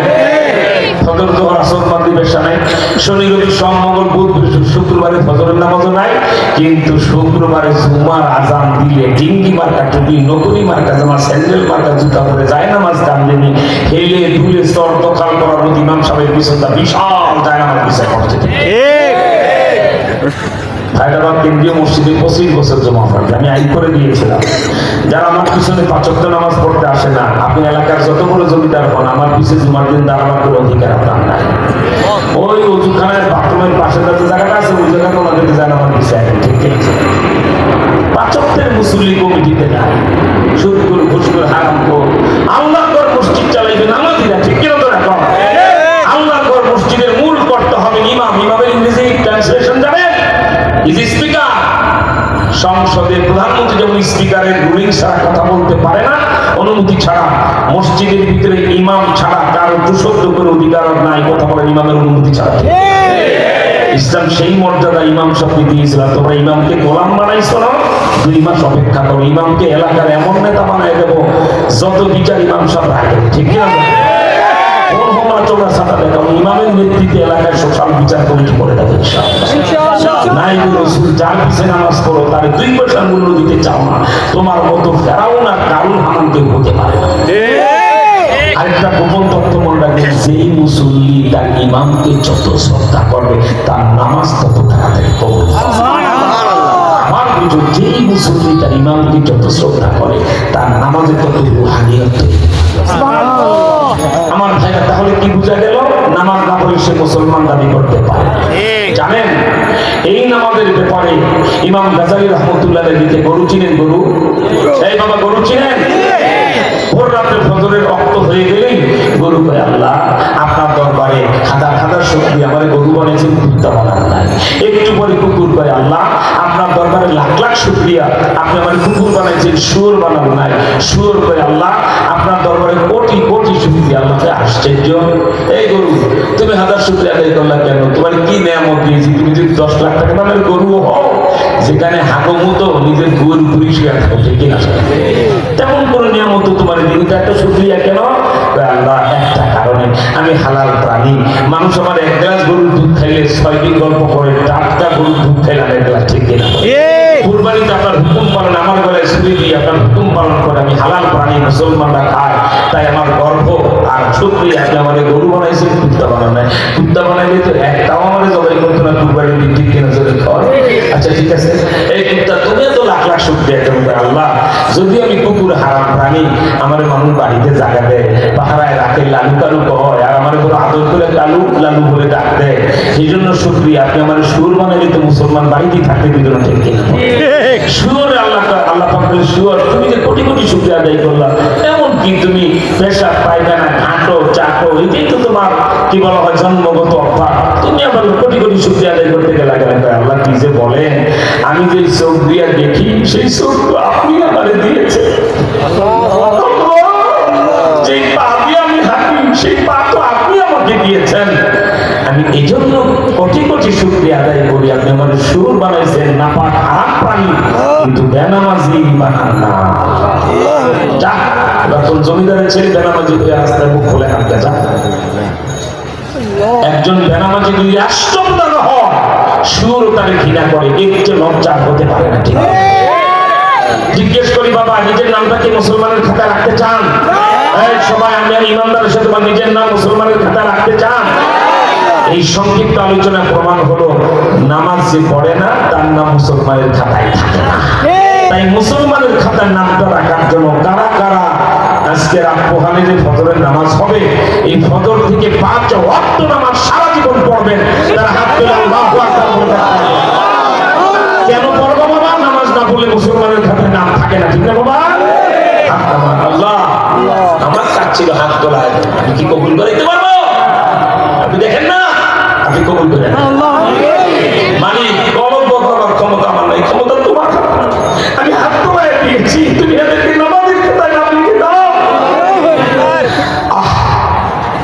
একটা আবেগ আমার আছে, অনেক বড় একটা আশা আছে। জুমার দিন যেমন মসজিদ মুসল্লিটি পড়ে যায়, ফজর আসর মাগরিব এশায় যদি সমান মুসল্লি হতো সেদিন শান্তি পেতাম হয়ে যায়, ঠিক কিনা? কারণ জুমা তাদের উপর ওয়াজিব, পাঁচ নামাজও কিন্তু তাদের উপর ফরজ, ঠিক কিনা? সেই জন্য বাবা সেই দিন আনন্দ লাগবে যেদিন জুমা আর ফজরের নামাজের জামাত এক সমান হবে, হবে হবে অচিরেই হবে ইনশাআল্লাহ। বলেন সেদিন বাংলাদেশ সোনার মদিনা নয়, কামান জান্নাতের জান্নাত, আল্লাহ বেহেশতের মতো হয়ে যাবে। আল্লাহ কবুল করে বলেন আমিন। আরেকটা বিষয় ওয়াদা করছি, সেজন্য 2 মিনিট বলবো না, এখনই মোনাজাত দিতে চেয়েছিলাম সুন্নতে রাসূল। কেন? আমি প্রায় 1.5 ঘন্টা পূর্বে মঞ্চে বসে আপনাদেরকে বলেছিলাম যে মসজিদ আল্লাহর ঘর, মাদ্রাসা নবীর ঘর, এটা সবাই জানে, ঠিক কিনা? তো নবীর ঘরের মাহফিল, এটা মাদ্রাসারও মাহফিল, মসজিদের জন্য আমি তো নামাজের কথা বললাম, মাদ্রাসার জন্য যদি 2টা সুন্নত বলে না দিই নবীজি বেজার হয়ে যেতে পারে। কই তুমি তো আমার সুন্নতের কথা না বলি মাইক ছেড়ে দিলা, ঠিক কিনা? তাই জিজ্ঞেস করি মাথায় যে টুপি দিলাম এটা কার সুন্নত? আর আসতে বলেন বলেন বলেন নবীজি, আপনাদের সম্মানের সাথে বলেন নবীজি। অর্ধেক মাথায় তো ফাঁকা দেখি বাবা, কি হবে টুপিটা মাথায় রাখলে জানো? দুনিয়াতে যারা নবীর সুন্নত মনে করে টুপিটা মাথায় রাখবে, হাসরের ময়দানে তাদের মাথায় সূর্যের তাপ লাগবে না। কোনটা? এই বর্তমান পৃথিবীর জ্যৈষ্ঠ মাসের তাপ, যেই তাপে টাস করে মাথার বাটি থেকে মগজ ধাতুর গ্রামার মতো টকপক টকপক করে নাকার মুখে ছিদ্রে দিয়ে গলামনের মতো গড়ায় পড়ে যাবে, ঠিক কিনা? যেদিন সূর্যের তাপে গায়ের চামড়া পুড়ে ছাই হয়ে বাতাসের সাথে উঠবে, গোস্ত কয়লা হয়ে যাবে, সেই দিন ওই মাথায় সূর্যের কোনো তাপই লাগবে না যে মাথায় টুপি ছিল। তাহলে টুপিটাকে মাথায় দেওয়া যায় বাবা? যাদের নাই তারা কাল থেকে টুপি কিনে ফেলবেন, এমন হাতগুলি দেখান তো আল্লাহ হবে ইনশাআল্লাহ। বাংলাদেশটা নবীর সুন্নত দিয়ে ঢেকে ফেলবো ইনশাআল্লাহ। বলেন আপনার এরপরে আরেকটা তাজা সুন্নত, পকেট থেকে যেটা বের করলাম, পিস্তল পিস্তল বাইর করি নাই, মেসর বাইর করছি। এটা জৈতুনের ডাল, 80 টাকা নেয় কিনতে, আর সাধারণ গুলি 20 টাকা প্যাকেট পাওয়া যায়। আমাকে কোনো কোনো মাসে 14, 15, 16 প্লেনে উঠতে হয়, আর সফরের অবস্থায় তোমাদের জীবন কাটে। আমি এই পকেট সাইজ করে নিয়েছি মেসরটা। আমি ডোমেস্টিক এয়ারবাসে ঢাকা টু চিটাগং, ঢাকা টু সিলেট যাচ্ছি, এই মেসরটা আমার পকেটে 14,000 ফিট উপর দিয়ে যখন ডোমেস্টিক এয়ারবাসের প্লেনটা ঘুরে ঢাকা থেকে চট্টগ্রাম যায়, আমার পকেটে মেসর, আমার স্পন্দিত হৃদয়ে গর্ব হয় আমি বিমান যাত্রী, আমার পকেটে আমার নবীর সুন্নাত, ঠিক কিনা? একেবারে নির্বুদ্ধি মনে করি না হুজুর দিতে, জ্ঞান বুদ্ধি নেই। আধুনিক যুগ, 14,000 পেজ আর 10,000 ডিজিটাল ব্রাশ পর্যন্ত আছে, ঠিক কিনা? এই সময় কাঠের টুকরোটা কেউ দাম দেবে? তুমি ডিজিটাল ব্রাশের নাম শুনছো দেখো না? আমি সৌদি আরবে সাইদ মাহমুদ বাংলাদেশে দেখে এসেছি, সেখানে গেলাম, লেখা ডিজিটাল ব্রাশ। আমি দোকানদারকে বললাম এটার ব্যবহার পদ্ধতি বলো। হুজুর এই যে তার দেখে না ডিজিটাল ব্রাশটা, একটু পেশ লাগায়া কোনো কষ্ট করে থাকবেন, এটা ছেড়ে দিবেন, সব দাঁতের গোড়ায় গোড়ায় যে নিজে সমস্ত ময়লা পরিষ্কার করে দিয়ে আসবে, থুতু ফেলবেন, কুলি করবেন, মুখ পরিষ্কার, ডলাডলি কোনো ব্যাপার স্যাপার না। যদি এটা যেতে যেতে গলার ভিতরে জড়তে, তখন তো গলা কাইটা অপারেশন করতে হবে, ঠিক কিনা? প্রাইসটা কত? 2,500 টাকা। ডিজিটাল ব্রাশ 2,500 টাকা দাম। 2,500 টাকা দামের ব্রাশের জমানায় মদিনা ওয়ালার কাঠের টুকার মূল্য আছে রে। এটা দিয়ে আমার 3 ঘন্টা ওয়াজ করার দরকার ছিল, বুঝাই দিতাম যে কত বড় বৈজ্ঞানিক আর সায়েন্সের ছাত্র হয়েছ। আমার হুজুরের মেসওয়াকে যে কি সায়েন্স, আল্লাহু আকবার, কি বিজ্ঞান, শুনলে মাথা পাগল হয়ে যেত। ছোট্ট করে বলে দেই এই মেসওয়াকে ফায়দা থাকে বলে। আমার দাদা উস্তাদ শেখুল হাদিস আল্লামা জাকারিয়া রাহমাতুল্লাহি আলাইহি মেসওয়াকের 70টা ফজিলত লেখছেন। সুবহানাল্লাহ। ওযুর আগে তারা একটু দানে ভাবে ডলা দিয়ে দাঁতটা নিম গাছের ডাল, জৈতুনের ডাল, এই অথবা যে কোনো একটা গাছের ডাল দিয়ে যদি একটু ভালো করে মেসওয়াক করে উযু করে নামাজ পড়ে, এমনি উযু করে নামাজ পড়লে 1 রাকাতের সওয়াব। আর মেসওয়াক করে নামাজ পড়লে 1 রাকাতে 70 রাকাতের সওয়াব। আল্লাহ, এমন বলো আমি খেতের বদলি ছাড়া পাওয়া যায় না, যে 1 রাকাতে 70 রাকাত, 27 রাকাতের সব, এরপরে যদি না করে তার মতো বলদ আছে দুনিয়ায়? 2 নম্বর উনি ফজিলত লিখেছেন, এটা আপনার আমার হৃদয়ে গেঁথে যাবে কথাটা। মেসওয়াক থেকে বলছে, তুমি কি মরার সময় কলমা করে মরতে চাও? হ্যাঁ, আমি কলমা করে মরতে চাই। মেসওয়াক বলছে, আমাকে প্রতিদিন ব্যবহার করো, মৃত্যুর সময় তোমার জবানে কলমা, আমি মেসওয়াক জারি করে দেব। মৃত্যুর সময় যদি কলমা জারি হয়ে যায় জবানে, লোকটা জান্নাতি হয়ে গেল, ঠিক কিনা? তাহলে বাবা নিম গাছ কিছু আছে কুড়িল কাজীবাড়িতে আশপাশে, না থাকলে মাত্র 15-20 টাকা লাগবে একটা মেসওয়াক কিনতে। যেই মেসওয়াক আমাকে মৃত্যুর সময় কলমা জবানে জারি করবে, ওই মেসওয়াকটা কি কাল থেকে ব্যবহার করা শুরু করা যাবে বাবা? কারা কারা মেসওয়াক কিনে ফেলতে পারবেন একটু হাত তুলে দেখাই দেন তো। আল্লাহ, কালকে যখন এই কুড়িল কাজীবাড়ি এলাকার আশপাশে এই চতুর্দিকে শুধু মেসওয়াক করবেন, আপনাদের নাম ঠিকানা ফেরেশতারা মদিনায় পাঠায় দেবেন। সুবহানাল্লাহ বলেন। এটার একটা বৈজ্ঞানিক ব্যাখ্যা ছিল, আমি আজকে দিতে পারবো না, সে সময় নাই। আল্লাহ চাইতো মার্চ মাসে রোজার পরে মাহফিলগুলিতে সেই ব্যাখ্যা শুরু হবে। এখন শেষ যে বয়ানটা সুন্নত নিয়ে টুপি দিলাম, মেসওয়াক দিলাম, যেগুলিতে হাত দিলাম এগুলির নাম কি? আরো আসতে বলে যার নাই সে বলতে চায়, মনে রেখো বাবা, আমি কোনো ব্যাখ্যা ছাড়াই বলবো, তুমি যদি গালে দাঁড়িয়ে রাখো, লক্ষ লক্ষ নবীদেরকে ফুলের মালা বানায় গলায় রাখার মতো সওয়াব। কেন? এমন একজন নবীও দুনিয়াতে আসেন নাই যিনি দাঁড়িয়ে রাখেন নাই, ঠিক কিনা? আচ্ছা, দাঁড়িয়ে রাখলে মানুষ সুন্দর দেখা যায় না, না রাখলে? তুমি বলো রুচির প্রবলেম, টেন্ডেন্সির প্রবলেম।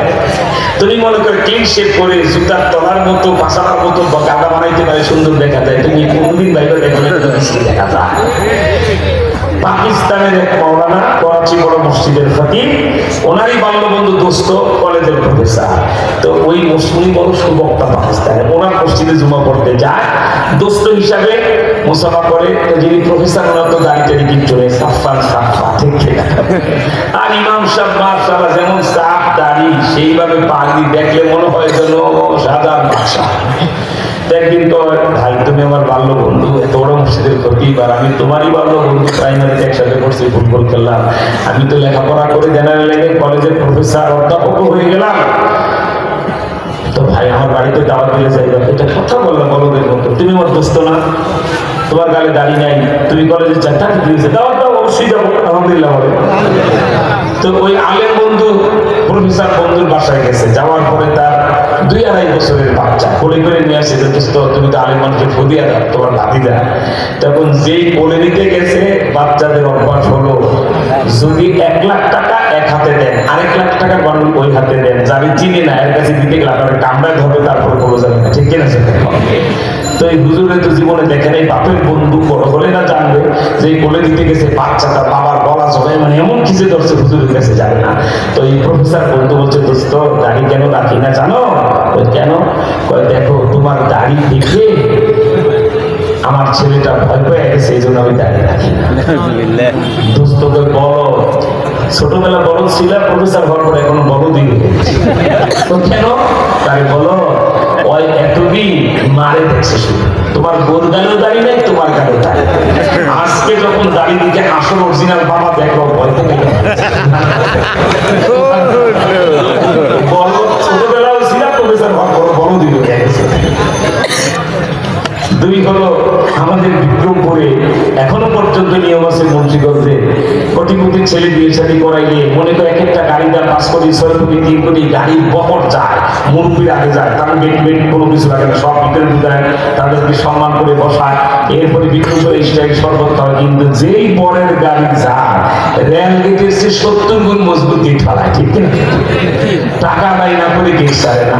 তো এখন 42 বছরের বাবা 21 বছরের ছেলে বিয়ে করাইতে গেছে, আর আমাদের দেশের বাপগুলি প্রথম ছেলের বিয়েতে গেলে clean shape, pant shirt, high heel জুতো, এরপরে টাই, তারপরে মাথায় ক্যাপ, চুলের মধ্যে আবার কালা, মনে হয় যেন বিয়াটা ওনারই, ঠিক কিনা? এই অবস্থায় যায়, বাপের গালে দাড়ি নাই, মাথায় টুপি নাই, চুলগুলি উল্টো সিধি, আবার কালার লাগানো, এরপরে ডিজাইন করা প্যান্ট শার্ট টাই। এরা যখন সামনে গেছে, গ্লাস উঠানো মাত্র বাচ্চারা মনে করছে এই ডিজাইনের কাপড় চোপড়, এটাই মনে দুলা ভাই। বলছে দুলা ভাই টাকা ফেলা, লা ইলাহা ইল্লাল্লাহ, লা ইলাহা ইল্লাল্লাহ, লা ইলাহা ইল্লাল্লাহ কাম হবে না। টাকা দেন। এই বাচ্চাগুলোর মধ্যে আবার একটা নোয়া খেলে বাচ্চাকে সুদূর মুদূর চলতো না। যেই বেচারা গ্লাস উঠে গেছে বাচ্চারা খাবার চাই মুড়ি দিচ্ছে আমি না পিছনে যা মানে আমি বর না, আমি বরের বাবা। তাহলে কি বিপদে পড়ছে মনে রেখো। হাসির খোরাক আল্লাহর নবীর সুন্নাত বাদ দিয়া গালে দাড়ি না রেখে দুনিয়াতে যায়া তুমি হুবলে সইলা বোকা হয়ে গেলা। কিয়ামতের ময়দানে ফুলসিরাতের গোড়ায় যেখানে তোমাকে ছুড়ে ফেলা হবে জাহান্নামে অথবা ফুলসিরাত পার করানো হবে, গালে দাড়ি না থাকলে ফেরেশতারা চিনবে না, তোমাকে ওইভাবে অপমান করে জাহান্নামে ফেলায় দেবে। ঠিক কিনা জোরে বলে? দাড়ির তাজা দুইটা ঘটনা আমার কাছে, ঘটনা তো শেষ নাই, দুইটা তাজা জিন্দা ঘটনা আমার পকেটে আছে। একটা মদিনা শরীফের, একটা চাঁদপুরে। আমি বিদেশিটা বলবো না, মদিনারটা বলবো না, চাঁদপুরেরটা বলবো। কেন? কালকে যেন ইচ্ছা হলে কেউ যেয়ে দেখে আসতে পারো দাড়ি কারে খাওয়া। আমার ভাইয়ের চাঁদপুর মধুসূদন হাই স্কুল ময়দানে 3 দিন ব্যাপী ইসলামী মহাসম্মেলন, 1 লক্ষের বেশি লোক আখিরি মোনাজাতে মুহাদ্দিস সাহেব হুজুরের 50 বছরের মোনাজাতের অপেক্ষা করতেন। হুজুর আমারও 2টা কিতাবের উস্তাদ ছিলেন। আওলাদে রাসূল হুসাইন আহমদ মাদানী রাহমাতুল্লাহ আলাইহি অতি প্রিয় ছাত্র হযরত আব্দুল লতিফ, মুহাদ্দিস আব্দুল লতিফ সাহেব রাহমাতুল্লাহ আলাইহি 39 বছর বুখারী শরীফ পড়াইছেন। হুজুর চাঁদপুরের ইসলামী সম্মেলনে আখিরি মোনাজাতে 1 লক্ষ লোক হাঁ করে তাকিয়ে আছে। চাঁদপুরের মানুষ জানতো মুহাদ্দিস সাহেবদের তো আল্লাহ ফিরায় দেয় না। সুবহানাল্লাহ। তাই রাত 12টায় মানুষ চাতক পাখির মতো তাকিয়ে থাকতো, হুজুর কবে আখিরি মোনাজাত দেবে। হুজুর সেখানে যা বলো, বাবা একটা কথা বলি। হুজুর একটা না, আপনি 10টা বললো না, শুনে যাবো না। তখন হুজুর চোখের পানি ছেড়ে কাঁদবেন আর বলে, এই যে বাবা এত বড় বড় আলেমরা 3 দিন বয়ান করলো, আমি ফলাফল তো পাচ্ছি না। হুজুর কি ফলাফল? 1 লাখ লোক দোয়ার জন্য অপেক্ষা করতেছেন, আমি তো অর্ধেক লোকের দাড়ি দেখি না। তো যাদের দাড়ি নাই তারা একটু মাথাটা নিচু করে সরব হয়ে গেছে। এবার হুজুর আবার কাঁদবেন। আল্লাহ উনি তো আল্লাহ, উনি জানেন কি? বুখারী শরীফ পড়াবার সময় বুখারী শরীফের কাগজের পাতায় নবীজির চেহারা দেখতেন।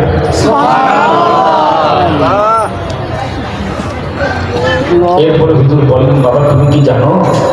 সব স্তব্ধ হয়ে গেল।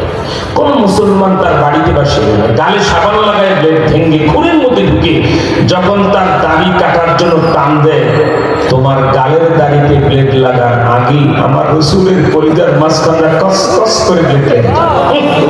কথাটা এমন তাসির হলো, ওলি আল্লাহদের 2 ঠোঁট কখনো কখনো আল্লাহ পাকের আরশের 2 পাক আর দরজা হয়ে আছে। যা বলে জবান দিয়ে আরশ থেকে তাই বাইরে এমন তাসির হলো। 10,000 যুবক দাঁড়ায় গেছে। হুজুর দাড়িতে ব্লেড লাগাইলে নবীজির কলিজার ব্লেড লাগে, এই কথাটা যদি জীবনে আরো কোনো হুজুরের বয়ানে সুন্দর করে শুনতাম, জীবনে দাঁড়িয়ে ফেলতাম না। আমরা দাঁড়িয়ে রাখবো 10,000। আলহামদুলিল্লাহ বলেন। এদের একজন নামতার নাম মুর্শেদ, চাঁদপুর আলকায় জুম্মেলের শ্রমিক নেতা, একটা দৌড়ে স্টেজের সামনে চলে আসে। ওই মাঝখান থেকে লাফাইতে শ্রমিক নেতা 6 ফিটের কাছাকাছি উঠো, প্যান্ট শার্ট টাই, এরপর ক্লিন শেভ, দৌড়ে এসে মুহাদ্দিস শব্দের পাথরায় ধরছে। হুজুর স্টেজে গোড়া মানুষ এমন জড়ায় ধরছে আর হাউ মাউ করে কাঁদতেছে, আর পা ছাড়ে না। বাবা পা ছাড়ো, কি হয়েছে বলো? হুজুর কোনো আলেমের মুখে যদি জীবনে শুনতাম দাড়িতে ব্লেড লাগাইলে আমরা রাসূলের কলিজায় ব্লেড লেগে যায়, হুজুর আমি জীবনে দাঁড়িয়ে পাইতাম না। আপনি এই হাত দিয়ে বুখারী শরীফের কাগজের পাতা উল্টায় উল্টায় পড়ান, আপনার এই পবিত্র হাতটা আমার গালে লাগাই দেন, আজ থেকে আমি দাঁড়িয়ে রাখবো। হেদায়েতের পথে আসেন। বাংলাদেশটা একটা ইসলামী প্রজাতন্ত্রে যাচ্ছে, সব মানুষ দিনদার নামাজি হয়ে তার ক্ষেত্র তৈরি করতে হবে। ঠিক ঠিক আছে? আল্লাহ তুমি কবুল করো, আল্লাহ তুমি কবুল করো। আল্লাহ নবী এত খুশি হইলে ভণ্ড পীর মুরিদের হাদিয়ার পোকলা বড় দেখলে খুশি হয়, হাক্কানি পীর মুরিদের আমল ভালো দেখলে খুশি হয়। ঠিক না? হুজুর এত খুশি, আসো আসো বাবা আসো, বুকের কাছে মাথা লাগাই নিজের হাত তার গাল বলে বলে সুবহানাল্লাহ। আলকায় জুম্মেলের শ্রমিক নেতা নাম হোসেন দাড়ি রাখলেন 6 মাস পার হয়ে গেল। কি চমৎকার 2.5 ইঞ্চি লম্বা চাপ দাড়ি। ব্যত্যয় ঘটল 6 মাস পরে, পারিবারিক একটা বিয়ে অনুষ্ঠান, মানে তার শালীর বিয়ের অনুষ্ঠান। বউ হাতে পায়ে ধরে বলে, কোনোদিন আপনি আমাদের বাড়িতে মাথায় টুপি, গালে গাড়ি, পাঞ্জাবি করে হুজুর সেজে যান নাই। শ্রমিক নেতা, টাকার নাই বাবা, আপনি pant shirt tie high heel জুতো উঁচো উল্টো সিটি, হঠাৎ করে এই শুরুতে গেলে এটা কেমন দেখা যায়? নান্নু বলে, কি বলতে চাও? দাড়ি ফালাইতে বলবো? ইমানটা কেমন দেখে? আপনি আমার বাড়ি থেকে চলে যেতে পারেন, নান্নুর গাল থেকে নবীর দাড়ি যাবে না। ইমানদার কারে করে দেখে? কত বলদ মার্কা যুবক আছে, দাড়ি কাটে ওদের মনটায় চায়, বউ পছন্দ করে না। আমি তো বউর পা দিয়ে পানি খাও। যেই বউ দাড়ি পছন্দ করে না তার সাথে ঘর করা যায়। নবীর সুন্নাত যে পছন্দ করে না ওই দায়ুসটার সাথে সংসার চলে। আর দোষ তো তোমার, তুমি তাকে বুঝাইতে পারো না, ঠিক কিনা? মা বোনরা নবীর সুন্নতের পাগল, শুধু বুঝানো চায় না। কি বলেন, ঠিক না? এই যে ডক্টর শহীদুল্লাহ, এক পাতা দাড়ি দেখো, ভাষাবি 16টা ভাষার পণ্ডিত, কে তারে দাড়ি রাখাইছে জানো? মা বোনরা পর্দার আমার থেকে শুনেন, ডক্টর শহীদুল্লাহ ডক্টর ভাষাবি দাড়ি রাখে না। ওনার বউ বলছে, কাল থেকে যদি তুমি দাড়ি না রাখো একটা ব্লেড আনবা। কই কেন? আমি আমার মাথার চুলগুলি নেড়া করে ফেলবো। ভাই ভাই ভাই ভাই ভাই মাফ চাই ভাই, আপনি একটা চুল ফেলেন, আমি দাড়ি রাখো ভাই। বউ চুল ফেলাইলে কেমন দেয়া যাবে যদি নেড়া করে ফেলেন? কয় না, আপনি কিন্তু চুল ফেলাইবেন, আমি কিন্তু কাল থেকে দাড়ি রাখবো। আচ্ছা ঠিক আছে, আলহামদুলিল্লাহ। এইটা হলো বউ, ঠিক কিনা? জোরে কর। স্বামীর চুল ফেলাবার হুমকি দিয়ে দাড়ি রাখায় ফেলাইছে, আলহামদুলিল্লাহ পড়ে। নান্নু তার সিদ্ধান্তে অনর দাড়ি ফেলবে না, কিন্তু লম্বা পারিবারিক চাপ হয়েছে, কেউ তো নবীর দাড়ি সইত না। আরে বাবা, দাড়িটা ফেলায় শ্বশুর বাড়িতে যাবে, শাড়ির বিটা শেষ করে সবার দাড়ি রাখবা, কেউ না করবেন। স্ত্রী বলে, ভাই আমি নবীর দাড়ির ভক্ত, তোমার দাড়ি রাখার পরে সুন্দর লাগে, কিন্তু সামাজিকতার কারণে কোনো কিন্তু চাও নাই, এই শুরু একবার ভালো নাই, এই সাথে রাখবা, আমি প্রতিদিন নারিকেল তেল লাগাই দেবো, দাড়ি দেবো তাড়াতাড়ি বড়। নান্নু করে যেই তেলের কথাই বলো, আমার বিশ্বাস হয়ে গেছে দাড়িতে ব্লেড লাগাই আমার নবীর করে।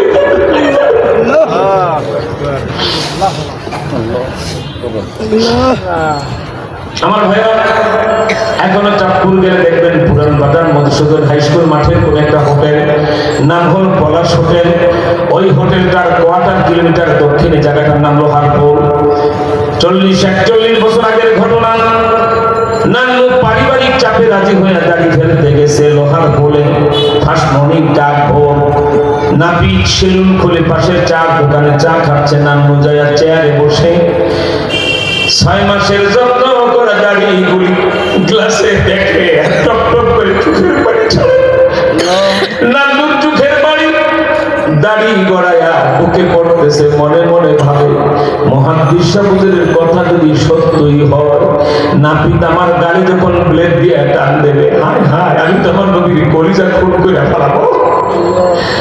আসছে নাপিত, নান্নুকে দেখে হতচকিত হয়ে গেছে। নান্নু ভাই, আপনি আমার প্রতিদিনের কাস্টমার, আমি ক্লিন শেভ করে দেই। 6 মাস হলো আসেন না, দাড়ি কামান না। দাড়ি রাখছেন, কত সুন্দর দেখা যায়, দাড়ি রাখলেন কেন? আবার আজকে ফেলতে আসছেন কেন? অনেক সুন্দর দেখা যায়, আবার কাঁদেন কেন? নান্নু ডাক ডাকে, নাপিত, হিন্দু মানুষ, এত কথা বোঝার প্রয়োজন নাই, তাড়াতাড়ি আমার গালে সাবান লাগাও, ব্লেড ভেঙে খুরের মধ্যে ঢুকায়া কয়েকটা টান আমার দাড়িটা ফালায় দাও। নান্নু নাপিত নান্নুর হুকুম পেয়ে গালে সাবান লাগায়া ব্লেড ভেঙে খুরের ভিতরে ঢুকায়া নান্নুর গালে টান দিতে গেছে। নান্নু খপ করে নাপিতের হাত ধরে ফেলেছে। সাবধান, নাপিত, আমার গালে ব্লেড লাগাবি না। কে যেন আমার কানে কানে গুনগুন করে মোবাইল ফোনের মতো ওয়াজ করে। নান্নু রে, আমার এতিম রসুলের কলিজায় সই মারেছে। নান্নু গালের সাবান দিয়ে বাড়িতে চলে যায়। এক কদম বাড়ির দিকে যায়, এক কদম সেলুনে বসে, আবার পিছন দিকে যায়, আবার জোর করে এসে সেলুনে বসে মনে মনে ভাবে, দাড়ি না ফেলায় গেলে পারিবারিক গন্ডগোল হবে। দাড়ি কামেন না বাবারা, বেনামাজি বাবারা, বেপরদা মা বোনেরা, সুদখোর ঘুষখোর হারামখোর বাবারা, অন্তরের কান দিয়া ভালো করে শুনে রাখো, আমিও কবর পথের যাত্রী, তুমিও কবর পথের যাত্রী। আমার ডাক কখন আসবে, তোমার ডাক কখন আসবে, আমারও জানা নাই, তোমারও বাবা জানা। ঠিক না বাবা? কে যে কখন আজরাইলের হাতে ধরা পড়ে যাবো কারো জানা নাই। এবার নান্নু যাই আবার চেয়ারে আমি চোখ জোর করে বন্ধ করে রাখলাম, আমি আর চোখ খুলবো না। তুমি তাড়াতাড়ি আবার গালে সাবান লাগায় কয়েকটা কান্দ আমার দাড়িতে ফালায় দাও। দাড়িতে মানে বাবারা বেনামাজি বাবারা অন্তরের কান দিয়ে খেয়াল করো। নাপি নান্নুর হুকুম মতো আবার সাবান লাগায়া ব্লেড ভেঙ্গে খুরের ভিতরে ঢুকায়া ডান পাশের গালে লাগায়া একটা টান্দা মাত্র কয়েকটা দাড়ির গোড়া কেটেছে। একটা টান দেওয়া মাত্র জবাই করা গরুর মতো গলগল গলগল করে রক্ত বাহির হইতে শুরু হয়ে গেছে। এক টান্দা নাপি থরথর করে কাঁপতে শুরু করে দিয়েছে। নান্নু দেখেন নাপি কোনো কাজ করে না, চোখ খুলে ধমক দেয়, ব্যাপার কি, কাজ করো না কেন? হিন্দু নাপির ডাক্তার কাজ করো না কেন? নিচের দিকে তাকায় দেখে তার সাদা জামা রক্তে লাল হয়ে যাচ্ছে। নান্নু ডাক্তার কই, নাপি তুই কি আমারে খুন করে ফেলাইলি? এত রক্ত কোথায় থেকে আসতেছে? হিন্দু নাপি থরথর করে কাঁপতে কাঁপতে বলে, নান্নু ভাই 25 বছর ধরে নাপিতের কাজ করি, চুল পরিমাণ কারো চামড়া কাটি নাই। আমার মনে হয় আপনারও তো চামড়া কাটা যায় নাই, একটা টান্দা মাত্র কয়েকটা দাড়ির গোড়া কেটেছি। এই রক্ত কোথায় থেকে আসতেছে আমি জানি না। ভালো করে অন্তরের কান দিয়ে শুনে নাও। পাশের রহমান ফার্মেসি থেকে ডাক্তার ডাকা হলো। একটা টান্দা যে 10-12টা দাড়ির গোড়া কেটেছে বা আরো কয়েকটা 20টার মতো দাড়ির গোড়া হবে, অল্প আধা ইঞ্চি হবে না, হাফ ইঞ্চির কম জায়গা টান দিয়ে শুধু ফাঁকা করেছে। ওই জায়গাটা ভালো করে ধুয়ে ডাক্তার যন্ত্রপাতি দিয়ে দেখে একটা চিৎকার দিয়ে বেহুশ হয়ে গেছে। ডাক্তার ডাক্তার কই, নান্নু রে এই রক্ত তোমার রক্ত না। নান্নুর কলিজায় আগুন লেগে গেছে। রক্ত মাখা জামা নিয়ে দৌড়াইতে শুরু করেছে, গায়ের জামা খুলে হাতে নিয়ে, গাল রক্তাক্ত, মুখে রক্ত। আল্লাহর ওলি মুহাদ্দিস সাহুদুর তখন বেঁচে ছিলেন। সকালবেলা জাফরাবাদ মাদ্রাসার বড়ই গাছ তলায় রোদের মধ্যে বসে তিনি কিতাব মোতালা করতেছেন। শারহে বুখারী, ফাথুল বারী, মোল্লা আলী কারির আইনি মোতালা করতেছেন। বড় মানুষ একটু পরে দরসে বুখারী শুরু হবে, দারুল হাদিসে। এমন সময় রক্তাক্ত যুবক যায় হুজুরের 2 পা জড়ায় হাল বাউ করে কাঁদে, হুজুর আমারে মারেন মারেন, আমার জুতা দিয়ে মারেন। বাবা কে তুমি? রক্তাক্ত, জামায় রক্ত, গালে রক্ত, আবার তোমার জুতা দিয়ে মারতে বলো কেন? পরিচয় দিয়া বলে, হুজুর মধুসূদন হাই স্কুল মাঠে আপনার বয়ান শুনে আমি দাঁড়িয়ে রেখেছি। আপনি বলেছিলেন দাড়িতে ব্লেড লাগালে নবীজির কলিজায় ব্লেড লেগে যায়। হুজুর 6 মাস দাড়িটা রাখলাম, শয়তানের পরামর্শে আজকে দাড়িটা ফেলতে গেছি। আপনিও দেখেন একটা টান্দা আমার কয়েকটা দাড়ির গোড়া নাপিত কেটেছে, কিন্তু আমার গালে চুল পরিমাণ চামড়া কাটা নাই, রক্ত আমার জামা লাল হয়ে গেল।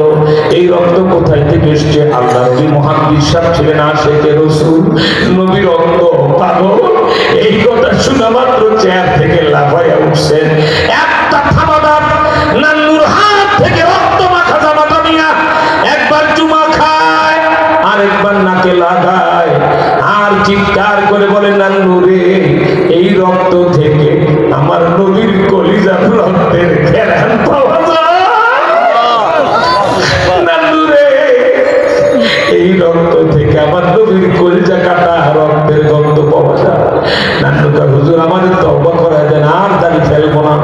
আজকের এই মাহফিল আমার কলিজার ছোট যুবক বাবারা, অনেকে মেয়ে বিয়ে দিয়ে শ্বশুর হয়ে গেছে, দাদাও হয়ে গেছে, নানাও হয়ে গেছেন, এখনো দাড়িটা রাখতে পারেন নাই। আজকে যখন শুনলেন দাড়িতে ব্লেড লাগাইলে নবীজির কলিজা ব্লেড লেগে যায়, বাংলার জিন্দা ঘটনাও বলে দিলাম। যুবক বাবারা, বাচ্চারা যারা এখনো দাড়ি উঠে নাই, উঠলে ফালাইবা না। যারা কয়েকবার ক্লিন শেভ করে ফেলছে, স্কুল কলেজে পড়ো। মধ্যবয়সী বাবারা যারা এখনো দাদা নানা হওয়ার পর দাড়ি রাখতে পারেন নাই, আজকে যখন জানলেন দাড়িতে ব্লেড লাগাইলে নবীজির কলিজা ব্লেড লেগে যায়, নবীর প্রেমে কারা কারা নিয়ত করতে পারো? হুজুর আপনি তওবা করায়া দিয়া যান, আমি জীবনে আর দাড়ি ফেলবো না। আল্লাহু আকবার। আমি যুবকদের হাত দেখতে চাই যারা এতদিন দাড়ি রাখে নাই, আজ থেকে দাড়ি ফেলবে না। এরকম কলিজার ছোট যুবক আর ছোট কচি কাঁচা বাচ্চা দাড়ি বলে ফেলবে না, তারাও হাত তুলতে পারো। যারা হাত তুলেছো দাড়ি রাখবো, দাড়ি ফেলাবো না। যার গালে দাড়ি আছে তার হাত তোলার দরকার নাই। যারা আজকে নতুন নিয়ত করতেছেন দাড়ি রাখুন, তারা শুধু হাত উঁচু করেন। আমি এখন আপনাদেরকে আহ্বান করবো 1 সেকেন্ডে আল্লাহু আকবার বলে দাঁড়ায় যান। যারা দাঁড়িয়ে রাখেন 1 সেকেন্ডে দাঁড়ান, একটা সুসংবাদ শোনায় দিন। আল্লাহু আকবার বলে, ডানে বামে আল্লাহু আকবার বলে আওয়াজ দেন। আমি মাহফিলের মাঝামাঝি এক যুবক দেখতে পাচ্ছি, তার চোখের পানিতে টলমল হয়ে যেন চেহারা নবী প্রেমে রক্তিম হয়ে গেছে। হাত উঁচু করো, আর উঁচু করেন। এই মুহূর্তে একদল ফেরেশতা মদিনায় চলে গেছে। তোমাদেরকে আল্লাহ জানো কি হচ্ছে? নবীজিকে দেখাইতেছে ফেরেশতারা তোমাদেরকে। কি বলতেছে জানো? হুজুর, বাংলাদেশ নামে একটা রাষ্ট্র, ঢাকা তাদের রাজধানী শহর, কুড়িল কাজীবাড়ি মসজিদ মাদ্রাসার মাহফিলে খতমে নবুয়ত আন্দোলন বাংলাদেশের আমির মুন্সিগঞ্জের বিশ্ব আপনার সুন্নতের উপর বয়ান করে দাঁড়িয়ে কথা বললো। এরপরে তোমাদের চেহারা নবীজিকে দেখাবো। এই যুবকগুলি দাঁড়িয়ে রেখে নিয়ত করে ফেলেছে। আল্লাহ রাসূল তখন বলেন, এদের তালিকা দাও, হাসরের ময়দানে আমি নিজের হাতে এদেরকে হাউজে কাউসারের পানি পান করাবো। তোমার তকদীর রাজকপাল হয়ে গেল, নবীর হাতে হাউজে কাউসারের পানি আল্লাহ মিলাবে। ঠিক না বাবা? দাড়িটা যার 3 মাস ঠিক থাকবে, 3 মাস পরে আমার একটা ফোন দিবা, হুজুর আল্লাহর ফজলে আমি দাড়ি রেখেছি, দাড়ি একটু বড় হয়েছে, আমি অনেক দোয়া করে দেবো। ঠিক আছে ইনশাআল্লাহ? এই কুড়িল কাজীবাড়ি বড় ইমাম সাহেব থেকে সবার কাছে আমার নাম্বার আছে। 3 মাস পরে আমার মনে করে একটা ফোন দিবা, হুজুর আমি অমুক এলাকায় ওয়াজ শুনেছিলাম, আমি দাড়িটা রেখে ফেলেছি। কারণ তোমাদেরকে উসিলা করি কিয়ামতের ময়দানে বলবো, মালিক গোলামরে যদি আঁকড়াইতে চাও, যারা আমার কথায় নামাজ পড়েছে দাড়ি রেখেছে, এদের উসিলা আমারে মাফ করে দাও। আলহামদুলিল্লাহ, বসে পড়ো। আলহামদুলিল্লাহ, এখন তওবা হবে, মুনাজাত হবে। একদম চেপেছে আত্তাহিয়াতুর সূরাত আবার বসে এখন মুনাজাত হচ্ছে। নামাজ আত্তাহিয়াতু যেভাবে পড়া হয় সেভাবে পড়বেন। আমি জানি আপনাদের অনেকের মন এখন বলতেছে, হুজুর আপনি খতমে নবুয়ত আন্দোলন বাংলাদেশের আমির। এই কুড়িল কাজীবাড়ি থেকে এয়ারপোর্ট গোলচক্কর থেকে আমরা লক্ষ জনতা বাসের লাঠি নিয়ে নকদা পাড়া কাটিয়ে নেস্তানা খারাপ দেখেছিলাম। দেখতে না হুজুর আপনি খতমে নবুয়তের বয়ান করেন না, এই 42 বছর এমন একটা মাহফিল দেখি নাই। ঠিক কিনা? আজকে যে করলেন না, করি নাই কোথায়? বলেছিলেন কাদিয়ানী দিকে মুসলিম ঘোষণা করবো, তবে আমি 40 মিনিটের ওয়াজ এখন 2 মিনিটে সাফ করে দেবো। সেই জন্য আত্তাহিয়াতু শুনতে কষ্ট হচ্ছে। বাবা নামাজ আত্তাহিয়াতু যেভাবে পড়েন সেভাবে পড়বেন, কারণ ঘড়ি ধরা 2 মিনিট খতমে নবুয়ত, 3-4 মিনিটের ভিতরে তওবা আর মুনাজাত হয়ে বাড়িতে চলে যাবে। এখন সবাই আল্লাহ কবুল করেন, বলেন আমিন। আমার ভাইরা খতমে নবুয়ত কি কাদিয়ানীরা কাফের কেন? আমি কিন্তু আমার খুতবায় আয়াতটাও পাঠ করেছি, সূরা আহজাবের 40 নম্বর আয়াত, যেখানে খাতামান নাবিয়্যিন শেষ বাক্যটা। ঠিক কিনা? কিন্তু আজকে আপনাদেরকে আয়াতের তাফসীর ব্যাখ্যার সময় আমি দিতে পারি নাই, দেব না। আল্লাহ বাঁচায় রাখলে সবকিছু স্বাভাবিক হলে উত্তরায় অনেকগুলি মাহফিল আসবো, সেখানে বয়ান শুনতে পারবেন। আজকে আমি বলবো 1 ঘন্টার ওয়াজ আমি এখন 1.5-2 মিনিট আপনাদের হাতে তুলে দিতে চাইলে আপনাদেরকে আত্তাহিয়াতুর শুরুতে কেন বসিয়েছি জানেন? আমি যে তখন বলছি 1.5 মিনিট হোক আর 2 মিনিট হোক খতমে নবুয়ত না বলে মুনাজাত দেব না, একদল ফেরেশতারা এখনই মদিনায় চলে গেছে। সুবহানাল্লাহ, বরং শহীদ খতমে নবুয়ত কিতাবে লেখেন, যেই মজলিসে যেই মাহফিলে কোন বক্তা বলে এই যে ভাইরা এখন আমি নবীর খতমে নবুয়ত বলবো, সঙ্গে সঙ্গে একদল ফেরেশতা মদিনায় চলে যায়। সুবহানাল্লাহ, যাই টোটাল মাহফিলটা নবীজিকে ঘুরায় ঘুরায় দেখায়, বক্তাকে শ্রোতাকার আমার ডানে কে বামে কে পিছনে কে আমার সামনে কারা সবাইকে দেখায়। বলে হুজুর বাংলাদেশ নামে একটা রাষ্ট্র, আর ঢাকা যে রাজধানী শহর কুড়িল কাজীবাড়ি এলাকায়, সেখানে খতমে নবুয়তের আমি নুরানী সাহেব আপনার খতমে নবুয়তের বয়ান করতেছিল। মুহূর্তের ভিতরে প্রত্যেকটা উম্মত নিয়ত করে ফেললো, জান লাগলে হানজালার মতো গলা কাটাবো, মাল লাগলে আবু হুরায়রার মতো, কি বলা আবু বকরের মতো গায়ের জামা বিক্রি করে দিয়ে দেবো, সময় লাগলে আবু হুরায়রার মতো জীবন বিলায় দেবো, তারপর নবীর চেয়ারে কাদিয়ানীর বাচ্চাকে বসতে দেবো না। ঠিক কিনা? এই সবাই একমত না?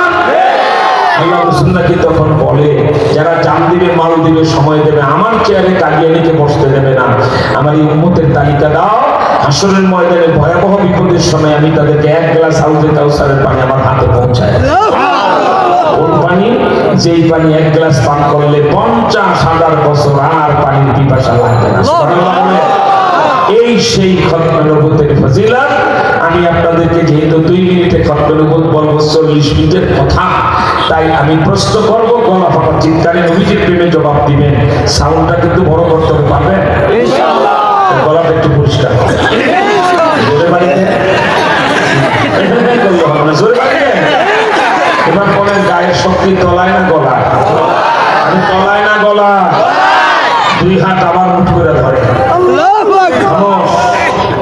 3বার এমন আল্লাহু আকবার বলবেন, দিল্লিতে যায় মুদির কলজা গুদা পায়খানা রাস্তাটা বাইর করে এই আল্লাহু আকবারের জন্য আসমানে চলে যায়। এরকম আল্লাহু আকবার।